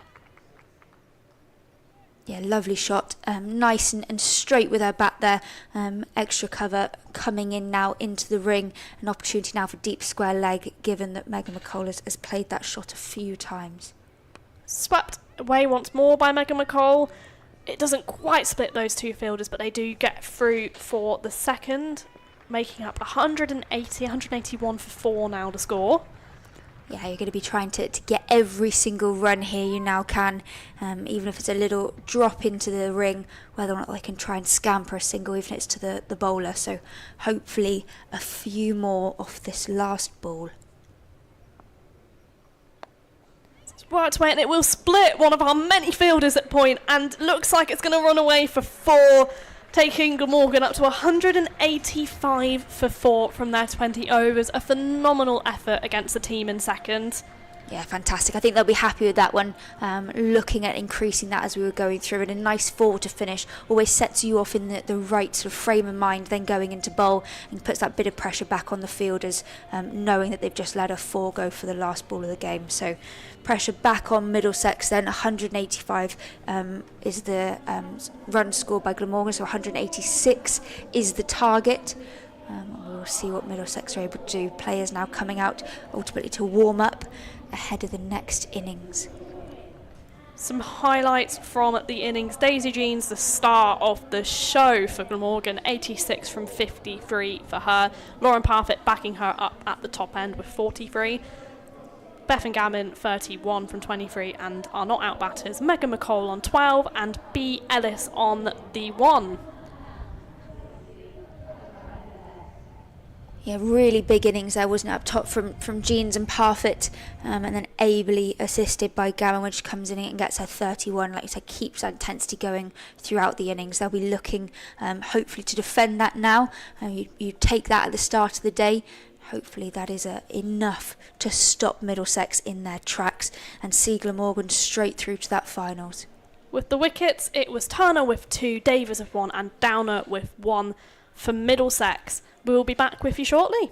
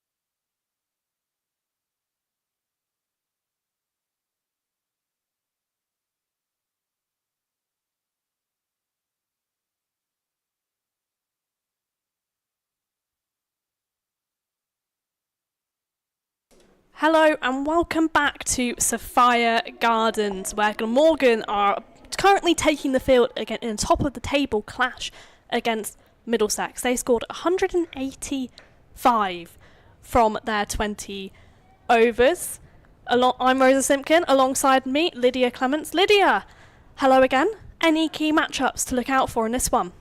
Yes, big game, as you said, in terms of top of the... Sorry, hello everyone. Microphone was off there.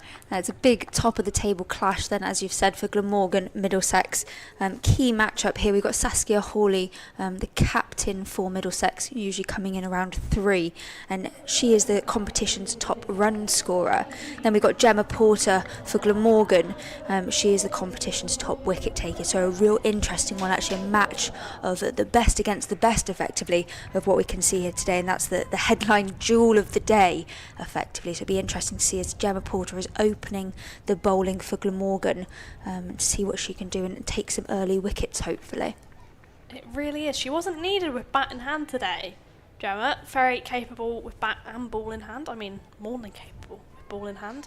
Artemis Downer is on strike. It's Scarlett Hughes, our wicketkeeper for Middlesex, at the non-strikers end. 186 the target. A win for Glamorgan and they're through to the final next weekend. Yeah, it'd be fantastic, wouldn't it? Get a win, get straight into that final, and no question then on the 12th.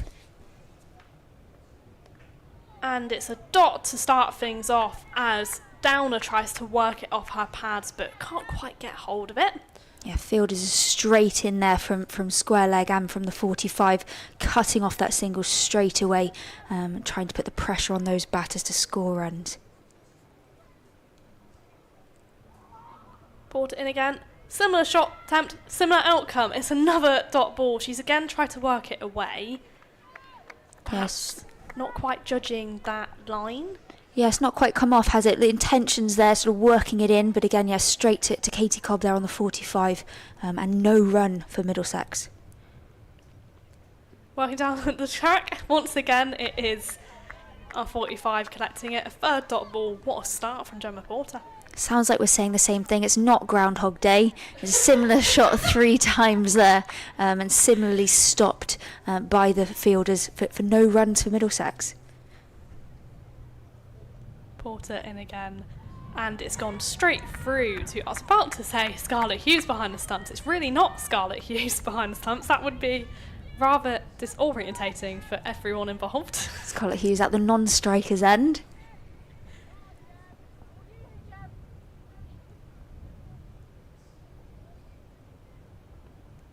As it's flicked off the pads once again by Downer. They do scamper through for a singles time, and there's a run-out attempt, and it's not out according to our umpire at square leg.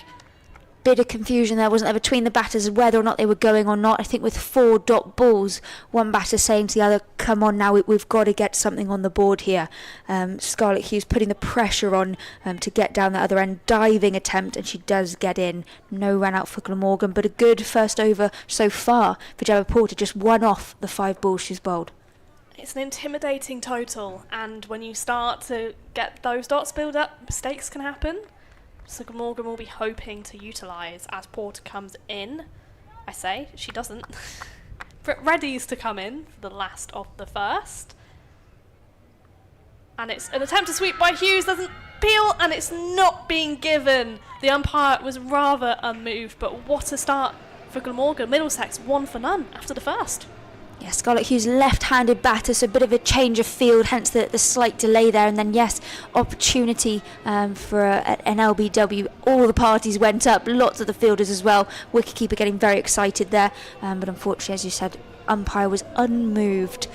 Big start, though, for Glamorgan. Just the 1 off the over. That would be exactly what you want from Gemma Porter as she opens up there. Wonder whether or not she'll get another one, or whether or not the Parfit captaincy will choose to move it on already.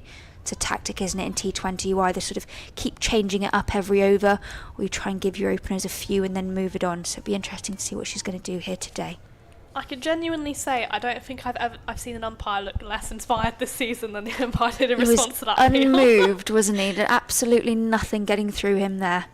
It is Eve Jackson to come on at the Cathedral Road end, coming into Artemis Downer. And it's hit straight back to her, bump ball.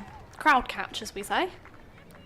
Indeed, yeah, could have been a bit of excitement, but no, it did hit the floor first. Eve Jackson collecting it and walking back to her mark. Again, another nice dot ball for Glamorgan, so that pressure's rising. Coming in again, another dot ball, well cut off, rather enthusiastically. Yeah, when extra cover goes in front of cover like that, you think 1-0, don't you, in your head? So she'll be happy with that one. Bethan Gammon, she came in there and stopped that single. And again, another dot ball here for Middlesex. Great start from the 19-year-old pace bowler as she comes in once more. And I'm unsure what's happened then. I think it's gone straight through to the keeper. I mean, Megan Sturge behind the stumps has definitely felt that. I think she's not wearing, she will be wearing hockey shin pads, but she's not wearing pads and probably regretting it at this moment in time. Yeah, she's felt it somewhere, hasn't she? I'm not sure if it's her foot or where it was, but a reaction for sure. It's definitely hit her in that way, but a dot ball still. Jackson in, and it's worked straight to our fielder. Point for another dot ball. Big start for Glamorgan, this in a vitality game. You'd be looking as the batters try and get off the mark. Scarlett Hughes goes down to a fellow batter, perhaps sort of saying something with regards to running or some sort of intent. But at the moment it seems Glamorgan very much on top here. Glamorgan can smell a home final as Jackson comes in, and it's gone straight through to Sturge for another dot ball. Downer's really struggling here. Yes, a lovely ball from Eve Jackson. Just outside that sort of off-stump line. Batter not really paying a shot there, Artemis Downer, and struggling to get much off the mark. She's 1 off 10 at the moment. Really feeling the pressure from Glamorgan. Jackson again. Early going up for the scoop, and it's gone straight to the fielder at 45. It was coming. First wicket for Glamorgan, 1 for 1. Downer, 1 from 10. Yeah, you knew it was coming, didn't you? An easy catch for Katie Cobb, then an exciting shot attempted by Downer, but to no avail. We say high risk, high reward, and sometimes, unfortunately, those are the ones that get you out, and it has done here for her today. Yeah, right across. And a nice easy catch, as we've said. An opportunity then for Saskia Hawley coming in now for Middlesex, their captain. She's going to be feeling that pressure. She knows she has to score the runs, and like we said right at the start here, she's the competition's most runs scorer, so she will be knowing what her job is here for her team. 302 runs for her at 60 average. She also has the best strike rate, I'm pretty sure, in the competition, and also the best economy rate. She's really keeping herself busy, bat and ball in hand. She is all-rounder captain, isn't she? Yeah, strike rate 153. You'd take that, wouldn't you? It's sort of just over 1.5 every ball as she's going through. So yeah, fantastic player. See what she can do for Middlesex here, because they do need something if they're going to chase that Glamorgan 185. She's had the kind of season that you look at scorecards, see she scored 100 and think, not another one? Come on now. Yeah, and that is probably what is needed today in order to get anywhere near. It's currently 1 for 1 off 2. Glamorgan will be very happy with that. And Katie Cobb is the new bowler then from the River Taff end, looking to make her mark on the game.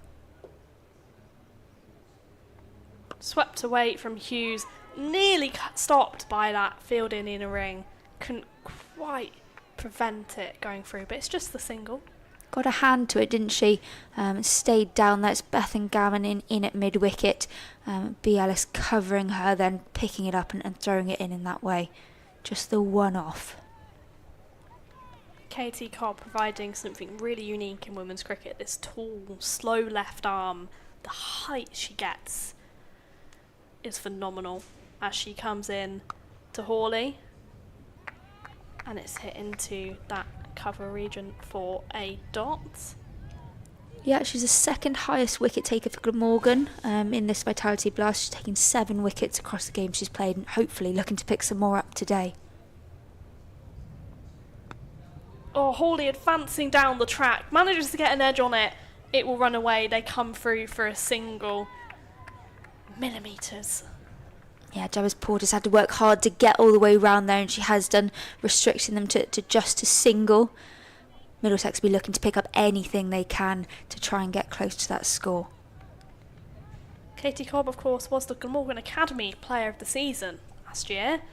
She's a student at Cardiff Uni.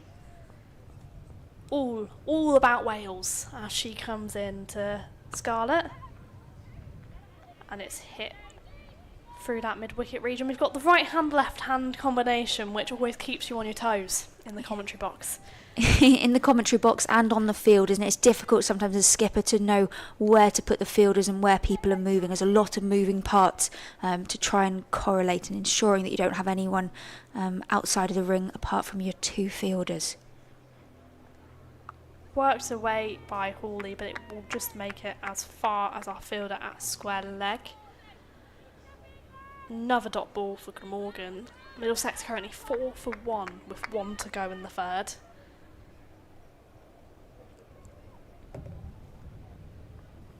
And it's hit above the field in the inner ring, and it is going to be cut off by the sweeper. It perhaps didn't have the momentum that Hawley would have been after, but they do get a much needed 2. Middlesex 6 for 1 at the conclusion of the third. Yeah, she gets around quite easy. There's Daisy Jeans out on the boundary fielding long on. Makes it look easy. She ran in and threw it in.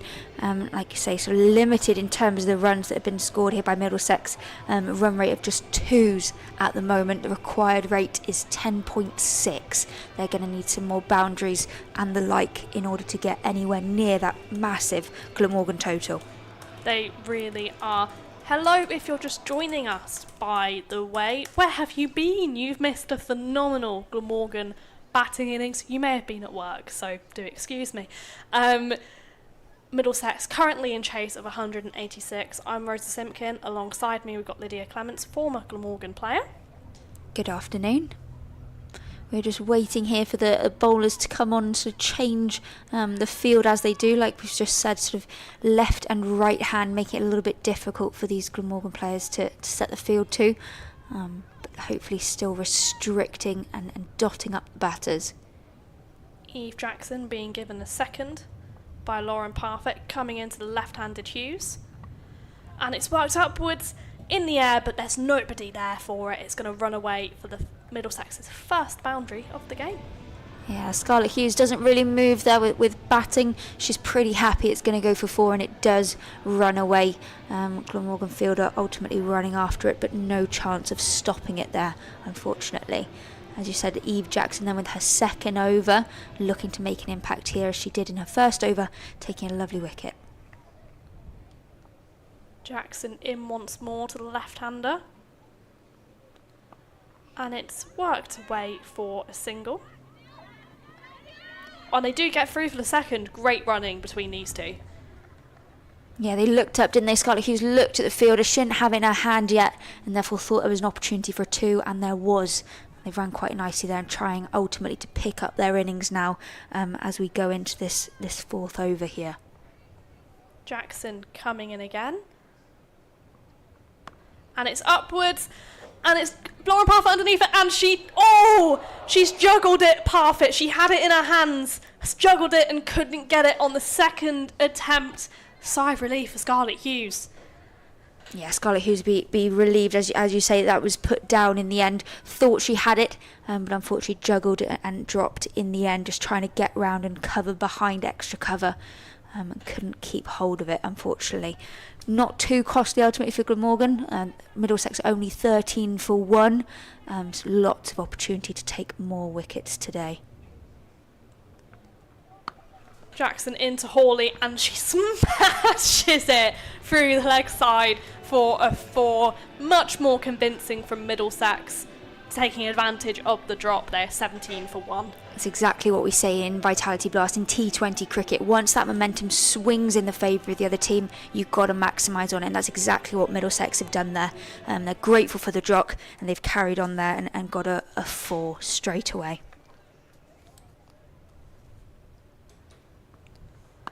Worked again by Hawley through the leg side, but it won't be for 4. Just the single. I was about to say to finish the over. I'm getting ahead of myself. We've got another one to come. One to come still here, but yeah, she's got round, got nice ground, picked it up and thrown it straight in. Otherwise, potentially was looking at another boundary there. So Glamorgan were trying to limit as much as they can now. Jackson into Hughes. And it's Boulder! Clean bowled her. Hughes trying to drive it through mid-wicket. Doesn't get hold of it. It goes straight through, shattering the stumps. 18 for 2 at Middlesex after 4. Yes, lovely from Eve Jackson there, and bowling her line, bowling her length, and Scarlett Hughes not being able to do anything from it. You were worried then with regards to momentum and things like that, but again, Glamorgan have gone, absolutely not, Scarlett. They'll stop you right there in your tracks, and they have done so. The new batter then coming in for Middlesex here, Riva Pindoria. We will see whether or not she can continue with the intensity that Saskia Hawley had then, trying to score her boundaries and things like that. It's a lovely delivery from Jackson. Hughes has completely misjudged the line and it's found its way between her bat and body, shattering those stumps. 12 from the over before that point. Good comeback from Jackson to get the wicket. Yes, definitely. Should be happy with that one. Which is a nice one to finish the over. You were calling it short nearly, but luckily that extra ball that we had was a wicket. Not an extra ball, actually. It was just the normal 6. We're going through now, continuing here with Katie Cobb from the River Taff end.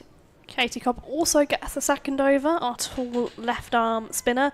Very long career ahead of her in women's cricket, I'd say. Very unique attribute. Yeah, definitely. From Wiltshire originally, but as you say, now at Cardiff University, and I would assume here to stay. You'd like to think, wouldn't you? You'd like to think she's one who is in Glamorgan's sights for a contract as they ready for Tier 1 cricket in 2027. But never mind 2027. 2026 is first, and they need a win to go straight through to the final as Cobb comes in to Hawley. And it's swept by Hawley over the fielder at square leg. Will be cut off by the sweeper as they come through for 1. Yeah, just the one there. Fielder, as you say, picks it up quite nicely and gets it in there. No opportunity really for much more, and we are still within the power play. So Glamorgan, just the 2 fielders out at the moment. You do feel when we get out of this power play that there might be a few more out there trying to cut off those boundaries. It brings Pindoria on strike, and she'll get off the mark straight away with a very quick single. She was having that run. Yes, indeed, and she hasn't. It's got her off the mark, 1 off 1. It's the kind of strike rate that you like to see in a T20 game.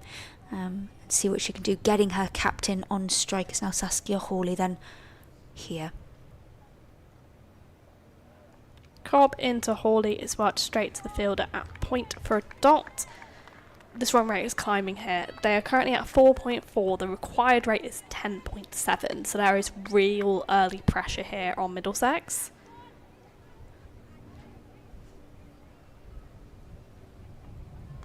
Oh, and it's almost caught the under edge of Hawley's bat and gone onto her pads. Yeah, you do wonder if it hadn't gone onto a pad whether or not it might have gone onto the stumps. It's one of those quite interesting and very near to it. Katie Cobb really attacking those stumps. Worked straight again to the point region by Hawley for a dot ball. We should say Glamorgan all but sealed their position at finals day in a strong position. Middlesex, on the other hand, aren't guaranteed as Cobb comes in to Hawley. Makes her way down the track, lovely and straight, but there is a long off in play. Yeah, just the 1 for Saskia Hawley, and she'll take that, she'll be happy with that. It's end of the over, meaning she's on strike now to face going into the 5th over. 21 for 2. The score, the blast table is looking interesting. Glamorgan top it with 22 points from 6 games, 5 wins from 6. Middlesex second with 18 points, also having played 6 games. Obviously this is the 7th. Kent in 3rd on 18, having played 7. Worcestershire in 4th on 17, having played 7. Northants in 5th. And Gloucestershire in 6th, both on 14, having played 6. So it's really tight for that 2nd and 3rd spot. As we say, a win for Glamorgan does confirm their place in finals. No one would be able to catch them. Gemma Porter coming back on at the Cathedral Road end, and it's worked away by Hawley, and it's dropped, it's put down in the deep by the sweeper I can't see who it is on that boundary. B. Ellis, unfortunately, has dropped that catch, running in. Right decision to run in, not to let it bounce before her. Unfortunately, can't keep hold of it in that way. It would have been a huge wicket there with Saskia Hawley on strike. She couldn't quite get her body behind it to shield it. It's hit upwards again, this time again by Hawley. But it's just the dots. Yeah, dot ball straight into mid-wicket there and just return to Gemma Porter as she comes into bowl. And it's straight to the fielder. Gemma Porter causing early trouble and a massive wicket for Glamorgan. It's a Hawley to the the tournament top wicket taker. And hey, your matchup. There it is. The jewel of the day has come to fruition, and luckily in Glamorgan's favour there we have with Saskia Hawley disappearing and a nice catch from, I think it was Megan McCall, wasn't it, in at mid-wicket there. It did feel like something was coming, a couple of shots she's playing sort of going in the air, and luckily that one straight to the fielder. She's taken it cleanly, might have hurt her foot there, but doesn't matter at all. Off goes Saskia Hawley. Next batter then in for Middlesex as we go here. We've got Pippa Sproul. She'll be coming here and seeing what she can do for her team. Unfortunately, looking like a bad situation to be in for Middlesex at the moment. Glamorgan very much enjoying what they've done, setting a big score and taking early wickets here. They really are. It was a stunning effort. I think it was Megan McCall.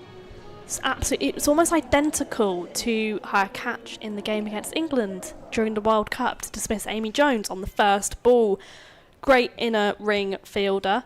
It has brought her Scotland teammate Pippa Sproul to the crease, who's been a busy woman this summer taking her A-levels, playing in a World Cup. Now we're back for Middlesex.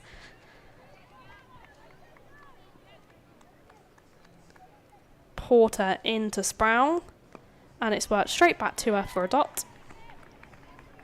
Yeah, nice dot there for Gemma Porter. Just 2 off the over so far, and she'll be looking, I'm sure, to leave it at there with the final ball in now in delivery. And it's upwards from Sproul, but with Megan Sturge stood up, it just completely evades her. You're not getting back to that one. They come through for 2. Yeah, no fielders really behind there. It did come off an edge, so unlikely that anything else was going to happen, but that's the opportunity then as part of that for Middlesex to scamper some runs. Porter into Sproul. Comes down the track. It will be a dot ball though to end the over. 4 runs and a wicket for Gemma Porter. 25 for 3, the score from 6. End of the power play. Yeah, she's very consistent for Glamorgan, isn't Porter? And it's shown in it being the competition's leading wicket taker, as we've said. Fantastic display then here today again for her team, taking crucial wickets where she can. You'd imagine then the bowlers coming on are going to feel that, take that momentum with them and look to take some more wickets themselves. So we will see what happens here. I believe it's Nicole Reid coming on from the River Taff end, a leg spinner. You've got the worm on your screen. You can see Middlesex are not up with the required rate. They're at 4.2, the required rate 11.5. Nicole Reid coming on to bowl, another economical bowler for Glam, as it's just glanced away by Pindoria for a single. A loose throw over the top of the keeper, doesn't matter at all. But just the single taken there from Middlesex. Again, they're going to be trying to look to see how many singles they can get and turn those into 2s and inevitably boundaries if they can, but hopefully not. Reid into Sproul, and it's worked straight back to her for a dot. If you are a real cricket purist, Nicole Reid's action is a beautiful sight as she comes in, and it's upwards but it will fall short, and there's nearly a run out chance. Yeah, an opportunity, wasn't there? Batter backing up quite a lot. Pindoria there, an opportunity then for Lauren Parfitt when she's collected that ball at mid-off, try and shy at those stumps, and inevitably a dot ball, but an exciting dot ball. Reid in again, and it's upwards but it will fall safe for another dot ball. She's just such a phenomenal bowler to watch.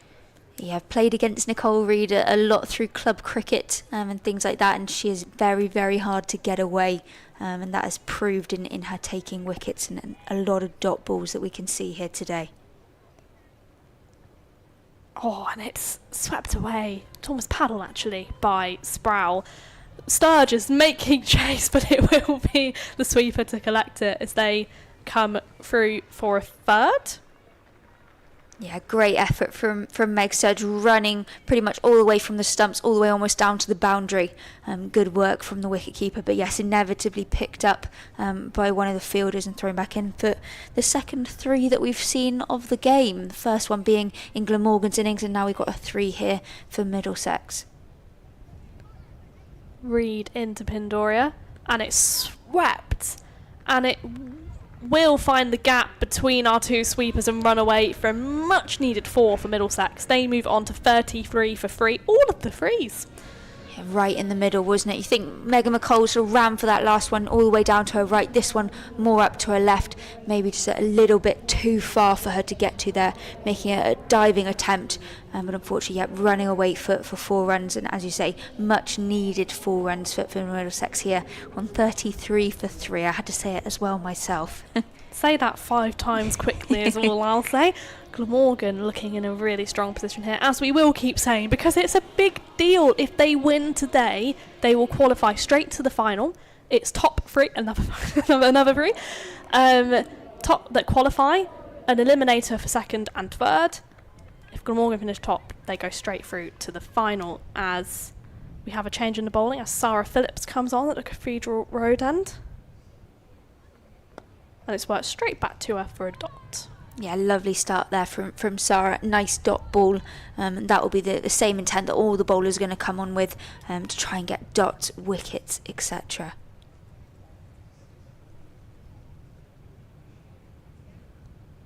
Sproul advances down the track. It's upwards, but it will fall safe as they come through for a single. Yeah, slightly riskier shot the way that she got hold of it. You wonder if she slightly mistimed it, whether or not that could have been an opportunity.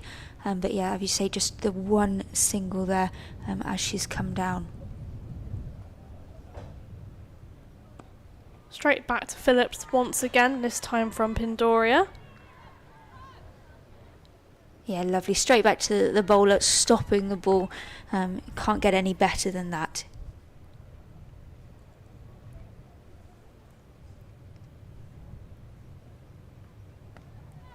Worked into the point region for a single.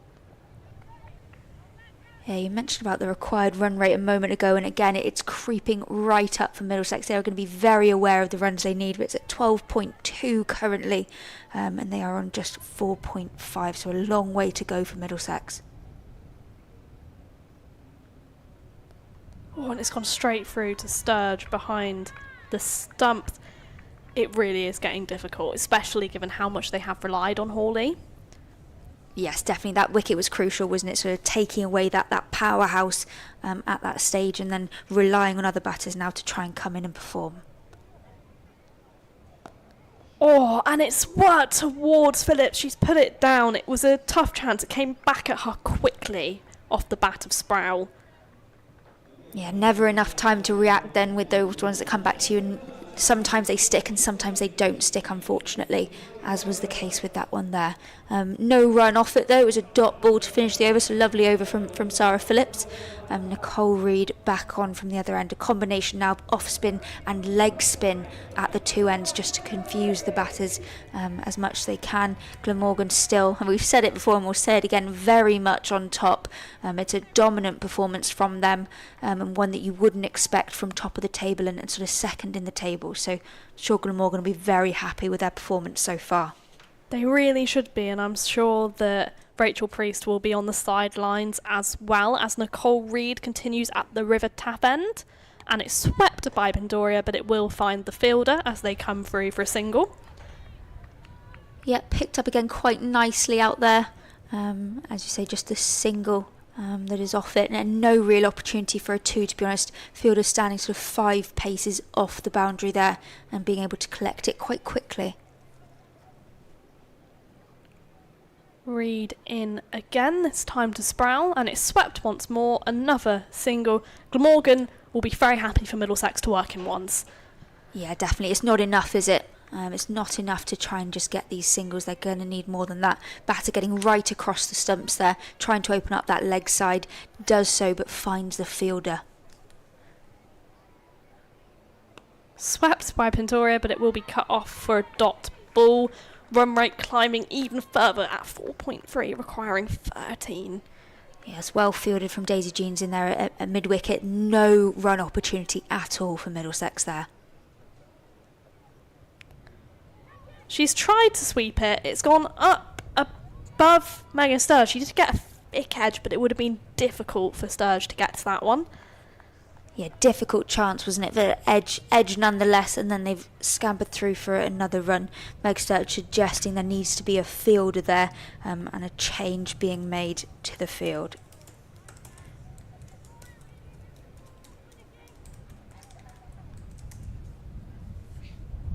Pippa Sproul advancing down the track. Nicole Reed getting a finger to it, perhaps slowing it down as they come through for a single.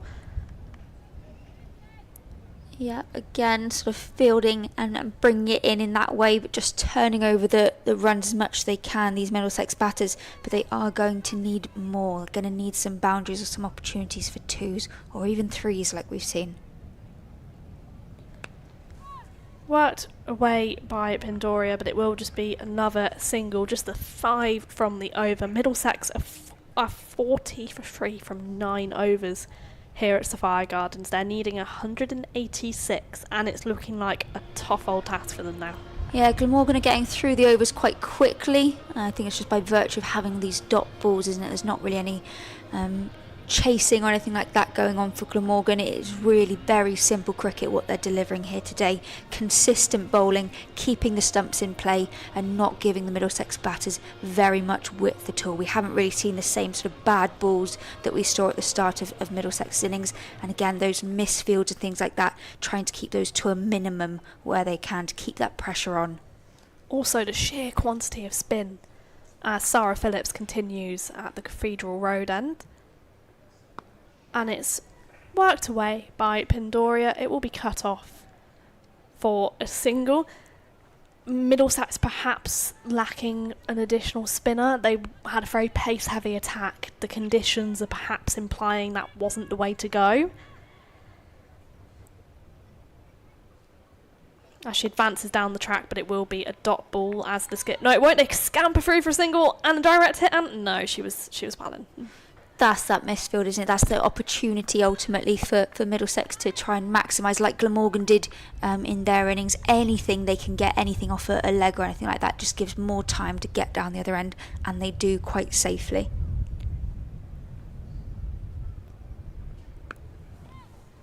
Swept away by Pindoria, and it will be a 4, a much needed 4 for Middlesex, taking them from 46 for 3.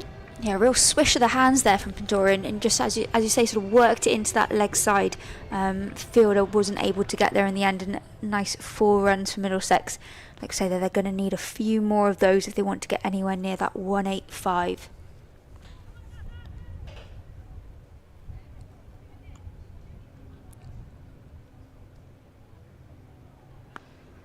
Worked into the same area by Pindoria, but this time it will be cut off by Gemma Porter, just the single. Yeah, nearly exactly the same shot actually, wasn't it, in the end as she played it there. And Gemma Porter ready for her that time, stopping the ball. Change of field slightly as we go through.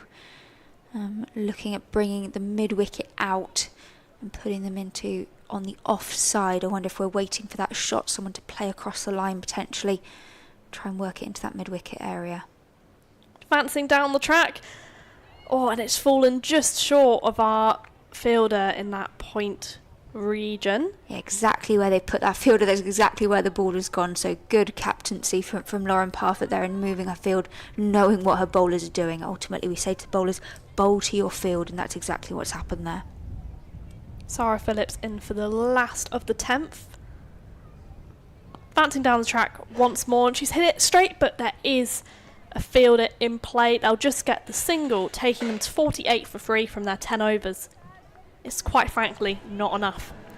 Yeah, we're at the halfway stage, aren't we? So 48 for 3, as you said there, and it is not enough. We are no way near putting pressure back onto Glamorgan in terms of what Middlesex are doing here, and that's what they need to do. They need a couple of boundaries. They want something to shift that pressure, give them the momentum. Right now, it is Glamorgan in full speed ahead. They are in 6th gear as far as we're concerned, and motoring on in that way. It's Katie Cobb back on from the River Taff end, again looking to see what she can do to disrupt this Middlesex innings. Middlesex chasing the 3rd highest score this season, which Glamorgan put on. It was a mightily impressive display. As Cobb comes into the right-handed Sproul, advancing down the track, it's hit over the fielder in the inner ring, but it will just be the one. Yeah, just picked it up quite nicely, and again Middlesex are going to be wanting to do that, rotating the strike where they can, and where those singles can become twos. That's what they're going to be looking for.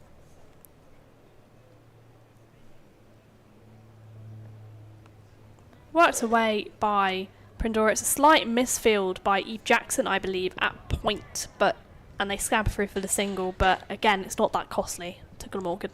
No, it's all similar places though, isn't it, these misfields, to what we actually saw in Middlesex innings, sort of maybe different fielders in different positions, but similar places and similar misfields. Moved early there, Sproul, but it hasn't quite paid off. They will get the single. Yeah, right across her stumps, trying to open up that leg side again. She does, but it goes straight to the fielder then on the 45, and not much opportunity for much else other than a single for Middlesex here. Pandoria, and it's upwards, but it will fall safe as it's cut off. A stunning dive from the fielder out there. I believe it's Daisy Milan. Yeah, they covered that ground well, didn't she, to try and get that ball, get it in, and keep that pressure going for the girls as we continue on. Katie Cobb bowling well. 1-1-1-2 with 2 balls remaining this over. Swept by Pandora. It's gone through everything, I think, as they come through for a single. It looked like they might have wanted to go for 2 then, didn't they? But stopped once Nicole Reid had it in her hands, thrown it back nice and sharply, and that was the end of any running for Middlesex. It's not been given as bye, so there clearly was some bat on it. As Cobb comes in again. Advancing down the track is Sproul. She likes to use her feet, does the Scotland international, but it's just a single to bring about the end of the 11th. Middlesex 55 for 3. They need... we've not even got what they need. 131 from 54 balls. Yeah, it looks like a good option for them using their feet, and Glamorgan did do it in their innings as well, so trying to generate pace onto the ball, especially when you've got spinners, trying to put that impetus and work it around to get those boundaries, etc. Unfortunately for Middlesex, just not quite coming off in the same way that it did for Glamorgan earlier on today, and again chasing a lot. 131 needed, as you say, of 54 balls there. I wonder what the message is that's being sent out to the Middlesex girls. Runs and quickly would be my guess. Runs please, yeah, is the message that is being received, and we will see if that has any impact on what they do now, whether or not they're going to try some different shots. But yeah, again, I think coming down the wicket is effective. Glamorgan are fielding well to stop those singles.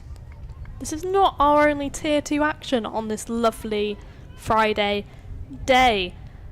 As Jackson continues at the Cathedral Road end, worked, almost glanced off the face of Sproul's bat. That was a stunning shot, and it will run away for 4. Whatever the message was, it has worked. Okay, we've got a boundary straight away after those drinks have been run on, and we're working well for Middlesex there. She's opened up the offside this time, missing the fielder and running away.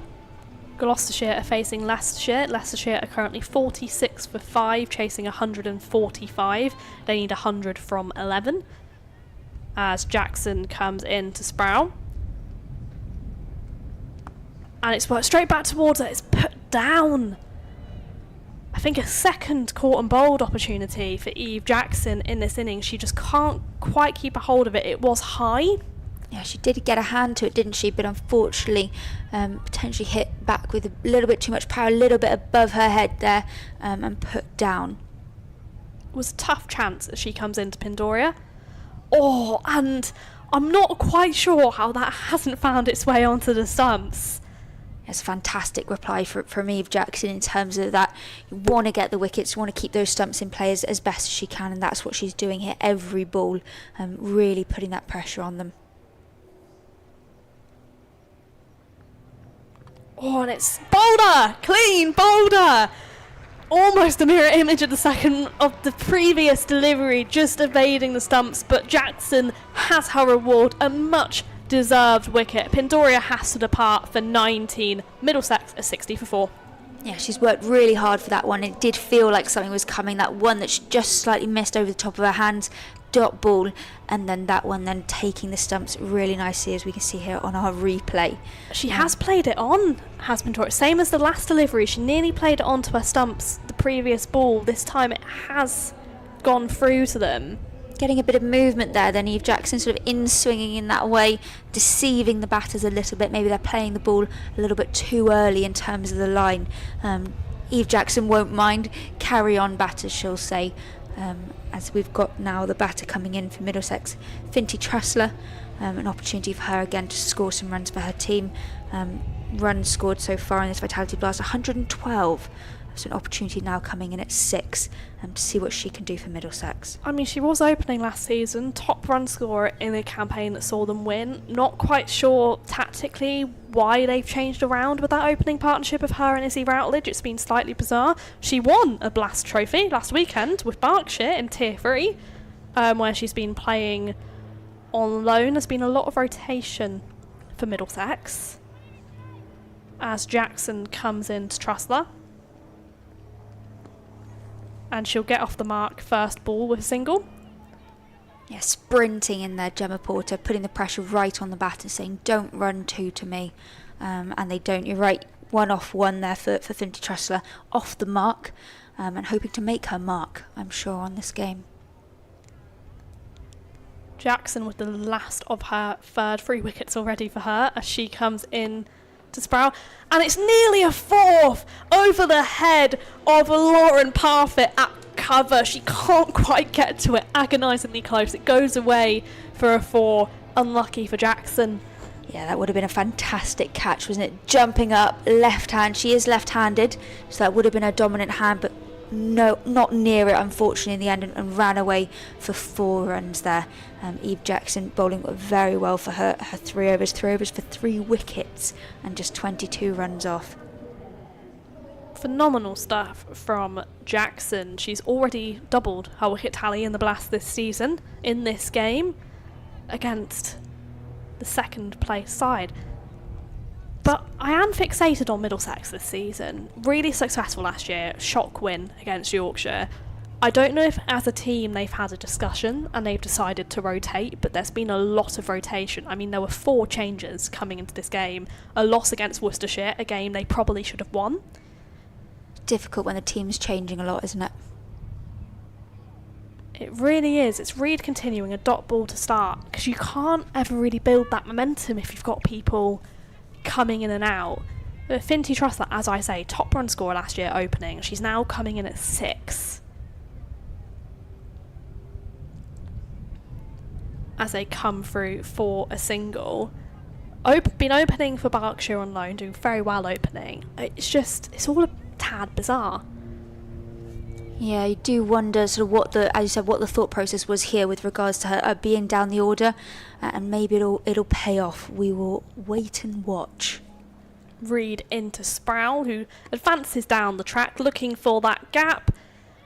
She will find it, a much needed 4, taking Middlesex to 70, 4 for all of the 4s, 116 from 45. Tough work, but they're going to give it a crack.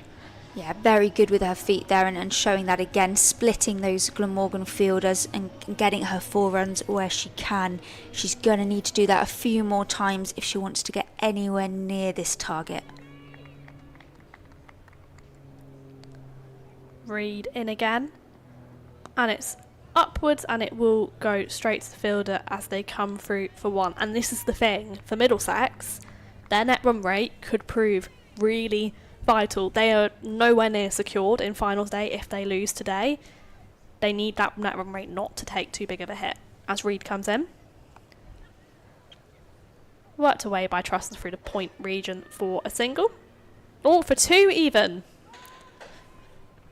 Picked up nicely by the keeper. Thought she was going to throw it at the stumps then, sort of recoiled as she aimed for the media centre. She didn't let it go. I think had she, it might have been 4 overthrows, unfortunately, with no fielder backing up. Luckily, kept her head and kept hold of the ball. Trussler coming down the track. Trussler going down the track. And it's put down? I think it's gone straight towards... Did look like an opportunity, didn't it? You can watch now on the replay as we see it. It really was an opportunity. It's just gone through the legs. Yeah, three drop catches now from bowlers in terms of that opportunity. And again, it's not going to matter in terms of the game necessarily, but you'd imagine Glamorgan will be wanting to take those catches where they can. I can imagine that Amy Rees still won't be very pleased about it, as I think we're going to have a change of bowler. It's going to be Sarah Phillips to come back on at the Cathedral Road end.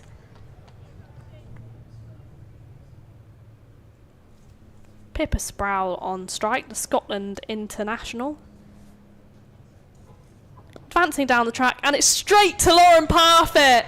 A much deserved wicket for Sarah Phillips, her first of the game. Pippa Sproul has to depart for 27. Middlesex 73 for 5. Glamorgan have a finals day. Her first of the game and her first of the Vitality Blast for this year. So thank you very much, Sarah Phillips. She'll be very happy with that one. Nice catch for the captain. She likes taking her catches there, taking her run-outs there as well. She'll be happy with that one, seeing what she can do as part of that. I think that might be bringing Hannah Davis to the crease. I say with very little confidence. I think it may be Abby Wybro on her way in, and that'll be the new batter now for Middlesex as she makes her way into the crease. And again, strong batter, but it may be too little too late here for Middlesex. I have to say I was hoping for Middlesex it wasn't Hannah Davis, as we're not quite, it'd be quite early to be going into more so the tail end. 5 wickets down here, aren't they? So looking towards that as Sarah Phillips takes a wicket on her first ball. So 5 more deliveries, and as we would be saying if we were out there, at 5 balls, 5 wickets, Sarah. Double hat-trick as Wybrow does not come in. Phillips comes in to Wybrow, and it's hit in the same region as that previous wicket. Parfitt cutting it off. They scamper through for a single. Straight off the mark, and that will be the intensity now as these two go through their innings, batted together a lot growing up, so opportunity now to get off strike and to make that count. Worked away by Trussler. Should be 2 here, it will be 2. I've got to say I'm keeping Middlesex's players nice and busy. We had Scarlett Hughes wicket keeping whilst batting. We've now got Abby Wybrow bowling whilst batting. Got to be on your toes. Yeah, nice 2 for Middlesex there, and they'll be wanting more where that came from. Phillips into Trussler. And it's split those fielders in the point region, and it looks like it's going to run away for 4. It will. A crucial boundary for Middlesex. They move on to 80 for 5, needing 106 from 38. Yeah, you'd imagine if these 2 players can stay in now and build some more momentum between the 2 of them, scoring some boundaries, that will put the pressure back on Glamorgan. But if not, you do imagine Glamorgan are going to be pretty happy going into the last sort of half of the game here.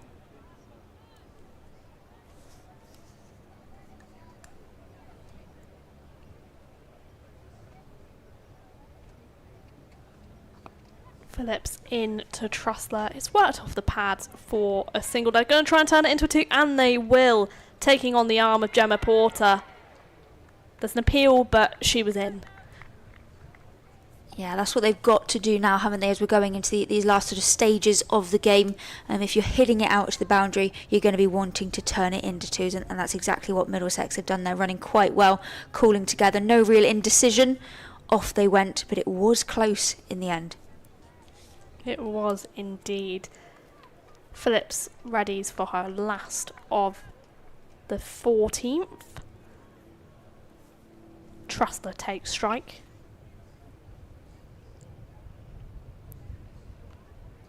And it's work towards point for a single. Hit into the ground from Trussler. End of the over. Middlesex at 83 for 5, needing 103 to win from 36. Yeah, they'll be happier with that over as they've gone through since that wicket. But they're going to need to have more momentum then as they are going through. As we talk about finals day and how close Glamorgan are to getting into it, get yourselves to finals day. It is here at Sophia Gardens, the 11th of July, off the top of my head. 12th of July. 12th of July, Sunday the 12th of July. You get 2 games, you get an eliminator and a final. Yeah, really big day. Nice to have a home final, with now looking more and more likely as the game goes on that Glamorgan will be straight through. Katie Cobb continuing at the River Taff end. It's a dot to start the last of her spell. She'll be looking for a wicket. 14 runs from her 3, no wicket. She is deserving of one.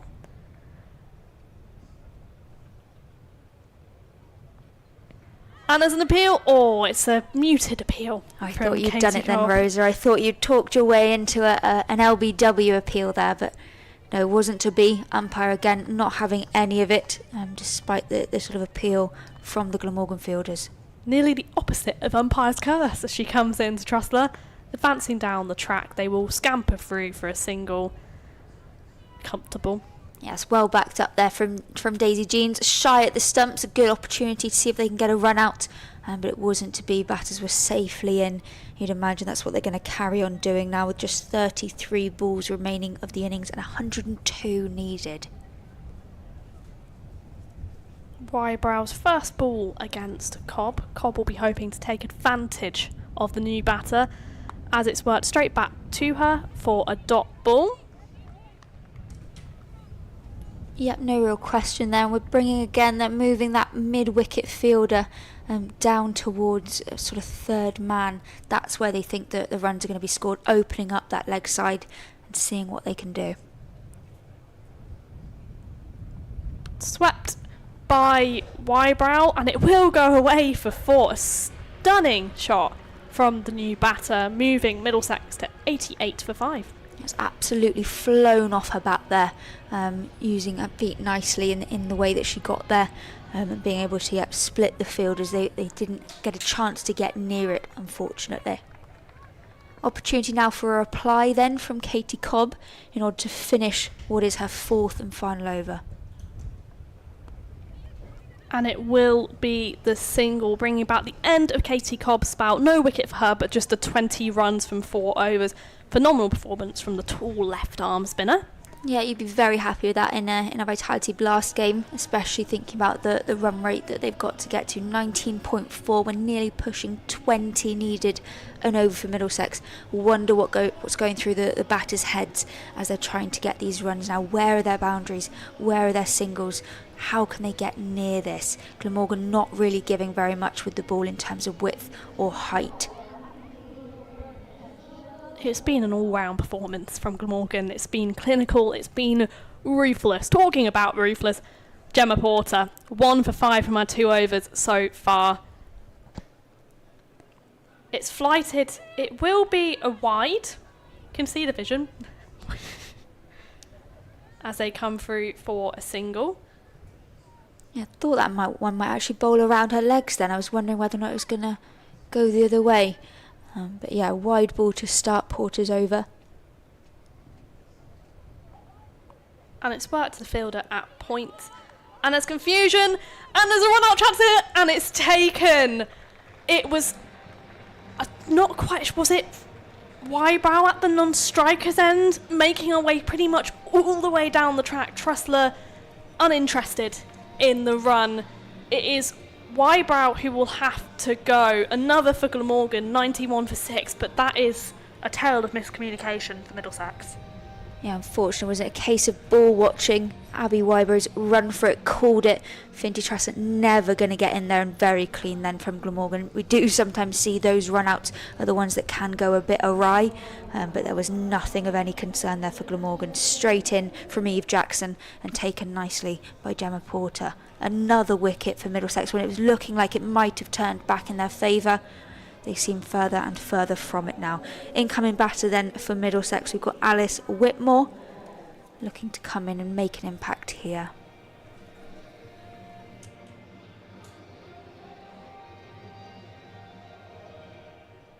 Porter will be looking to take advantage of the new batter, who will take strike. No time wasted making a mark. She's ready as Porter comes in. Worked away for a single. And they get through to the second. That's phenomenal running. It says Trussler on your screens. I can assure you it is not Finty Trussler. She was run out. It is Abby Wyborough that is still in. She's the one that's just scored the 2 there, as they've taken but Alice Whitmore from the other end. I'm sure that will be updated in due course. Scorers are as tired as the rest of us at the end of a busy week. As Porter was about to come in here, Wyborough's definitely not ready. She is now. Porter will come in. And it's worked straight to Lauren Parfitt. They scan through for a single. Direct hit. She's in trouble. Oh, not out, says the umpire. That was close. Couldn't put a number on it, but Lauren Parfitt has had a few good run-outs from that position at mid-off, taking the stumps in that way. And just watch here on the replay. Oh, that is millimetres. Yeah, fantastic direct hit. You'd love to see a direct hit in a game like this. Porter into the new batter. As I don't know if it is. We've not had an update. No, it is. It is a new batter. Now that they've seen that arm from Lauren Parfitt, there is no chance of a single. They are not taking that on. Dot ball. Well, straight back to Porter, and it's taken. A second for her, another for Glamorgan. Middlesex 94 for 7, and I think it's safe to say we're looking at our finalists. Yeah, she's very happy with that one, and she should be. It's well deserved. She bowled very well in this game, as she has in every other game. A real consistent player for Glamorgan, and very useful with the bat as well. But here's showing us why she's such a fantastic bowler. She's just such an all-rounder, fielding, batting, bowling, and it's so lovely to see her smashing it with Glamorgan. She came through the Midlands pathway, never really quite got her opportunities there, came on loan here last season, has signed permanently this year, and looks like she's going to be a real face of women's cricket over the next few years, and is a real threat for any side who has to come up against her. Definitely the future is bright for Gemma Porter, and we've got a new batter then for Middlesex coming in to replace Alice Whitmore. It's Hannah Davis. She will be the batter that is on strike at the moment. As we know, when you get a catch now, the batters don't cross or anything like that. It will always be the new batter on strike. That rule's been in for a little while, but it does still cause confusion. I have to admire this umpire's resilience with the bat gauge. I think he's checked pretty much every Middlesex batter that's come out, which is most unusual. As Porter comes in to Davis. And it's worked away by Davis. They will come through for a single, bringing about the end of the over. Middlesex are 95 for 7. They need 91 from 24. That's 22 runs per over. It's looking unlikely. Glamorgan. Oh, Glamorgan. Is it a home final? Yeah, in the words of Bon Jovi, they're just over halfway there. But unfortunately for them, nowhere near enough balls to do it from what it looks like. 24 balls remaining, 91 to do it in. Run rate now up to 22.8. It's a huge required run rate for the Middlesex girls. And Nicole Reid is back on to bowl from the River Taff end. In hunt of her wicket as Davis takes strike. And it's flighted, and it's upwards. It's going to fall safe. She nearly got it as they come through for a single. Yeah, relatively safe in the end there. She did that, and just the single foot for Glamorgan. And it's a stumping opportunity. It was quick work from Megan Sturge behind the stumps. It's not being given. Great ball from Reed. Yeah, nice quick hands. Just remind the batters that you're there, isn't it? Remind them that there's always that opportunity for you to take their wicket. And it's worked away by, I was about to say, the scoreboard is still adamant that Finty Trussler is at the crease as we come through for a single. I'm sure Finty Trussler wishes she was still out there, but it is, Abby Wybro that is the batter that is still in at the moment, trying to score more runs for her team. And it's upwards from Hannah Davis, and it will go over the head of Gemma Porter. It will be cut off, though. So not sad tales for Nicole Reed, but she's so close to this wicket. She just can't quite get it. Yeah, fantastic bowler, and does get a lot of turn, and that's what she uses then to her advantage when we see it on these pitches. So hopefully there's a wicket in her sights with these last two balls. Davis on strike. And she comes down, and it's hit straight to Gemma for... Oh! She's put it down! She's put it down! Nicole Reed, it is not your day. It looked certain from Gemma Porter. It was in her hands, but it's made its way out of them. Bringing it down, it was a high effort as it's up again, and it will make its way over the inner ring. It will be cut off as they come through for a second. Nicole Reed ends her spout, 0 for 27 for her. So unlucky to not get that wicket. Yeah, I think the fielders moved on quicker than we did. We were still sort of watching here and looking at the replay. But yeah, there was a drop catch on the fifth ball of that over. And then ultimately an opportunity for another sort of set of runs there for Middlesex.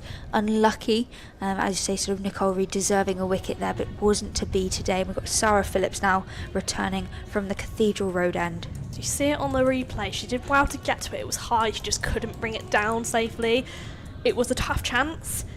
Agonising for Nicole Reed. I'm sure there's plenty more wickets in our sights this season, though. Maybe even in the final. As you say, Sarah Phillips comes on for her final over, 1 for 20 for her from 3.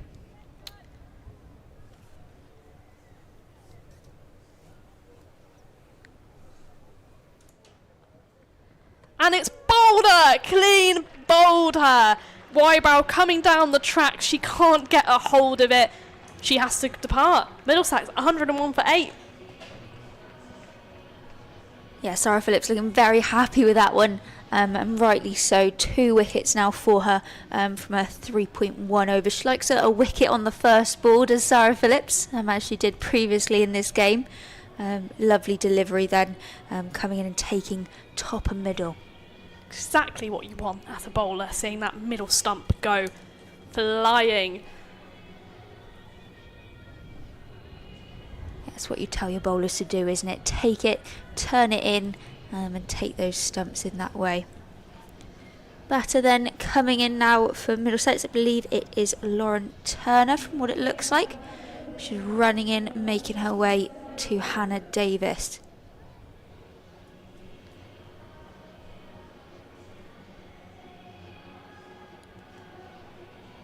You see, it might be Sarah Pearson. I'm honestly not sure. It is Sarah Pearson. Hard to keep track with this scoreboard player. We've got Sarah Pearson on the scoreboard. There we go. Finty Trussler has finally departed. It's almost just salt into the wound, isn't it, as a batter when you're left there.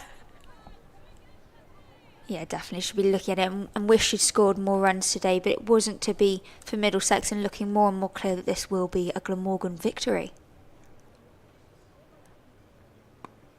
And it's worked straight to Lauren Parfitt. They take on the arm. Oh, direct hit, she's gone. It was a good effort from the skipper. You can't really complain. She's been busy today. Yeah, very good for a direct hit there. Lauren Parfitt likes fielding in mid-off and useful there with her left arm. But yeah, wasn't to be, and they've scampered another single.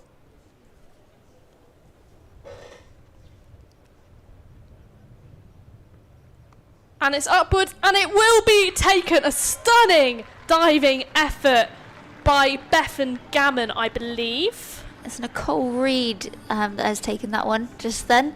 Should be happy with that after not getting any bowling wickets herself, but helping her teammates in getting a nice catch. And again, Sarah Phillips be happy with that. 3 wickets. Lovely for her as this game goes, and off goes Hannah Davis. 1 to get for Glamorgan. 1 wicket between Glamorgan and a home Tier 2 final. A lot of pressure on this side coming into this season. Rachel Priest insisted that was not a problem. They have proven their coach right.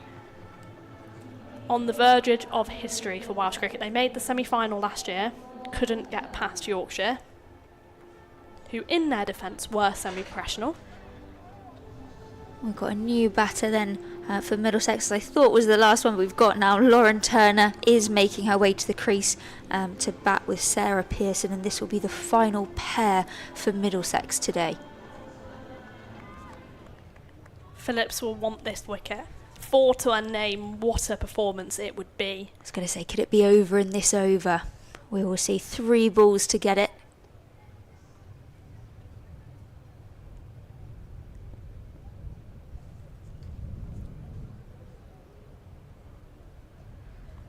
Dragged down slightly by Phillips. It will be a wide. Nobody's perfect, as one would say. Indeed, and another 3 balls, another 3 opportunities for her to get that wicket here.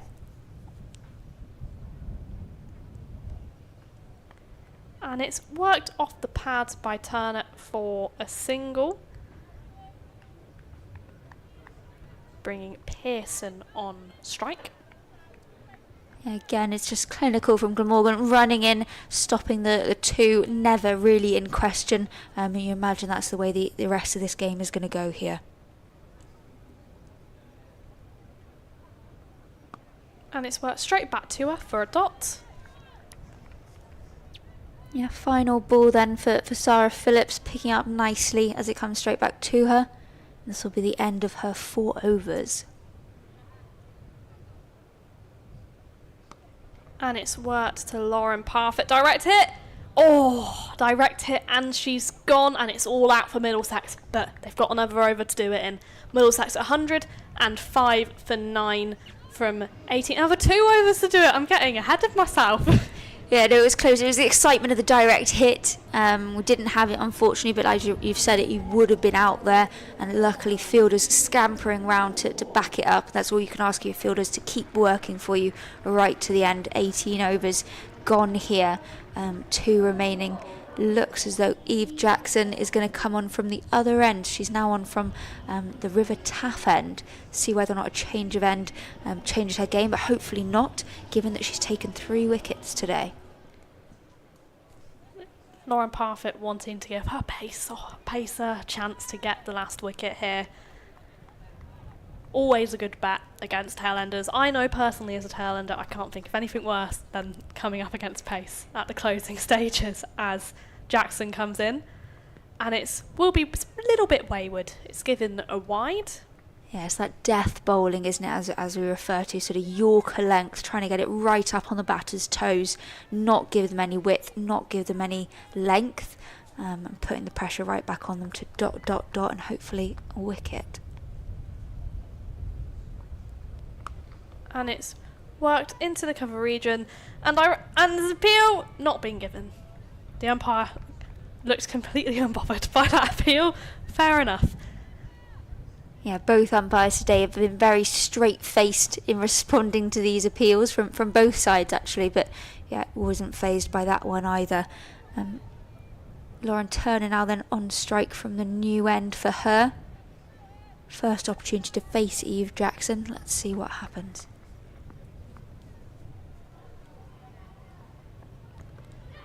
And she's bowled her.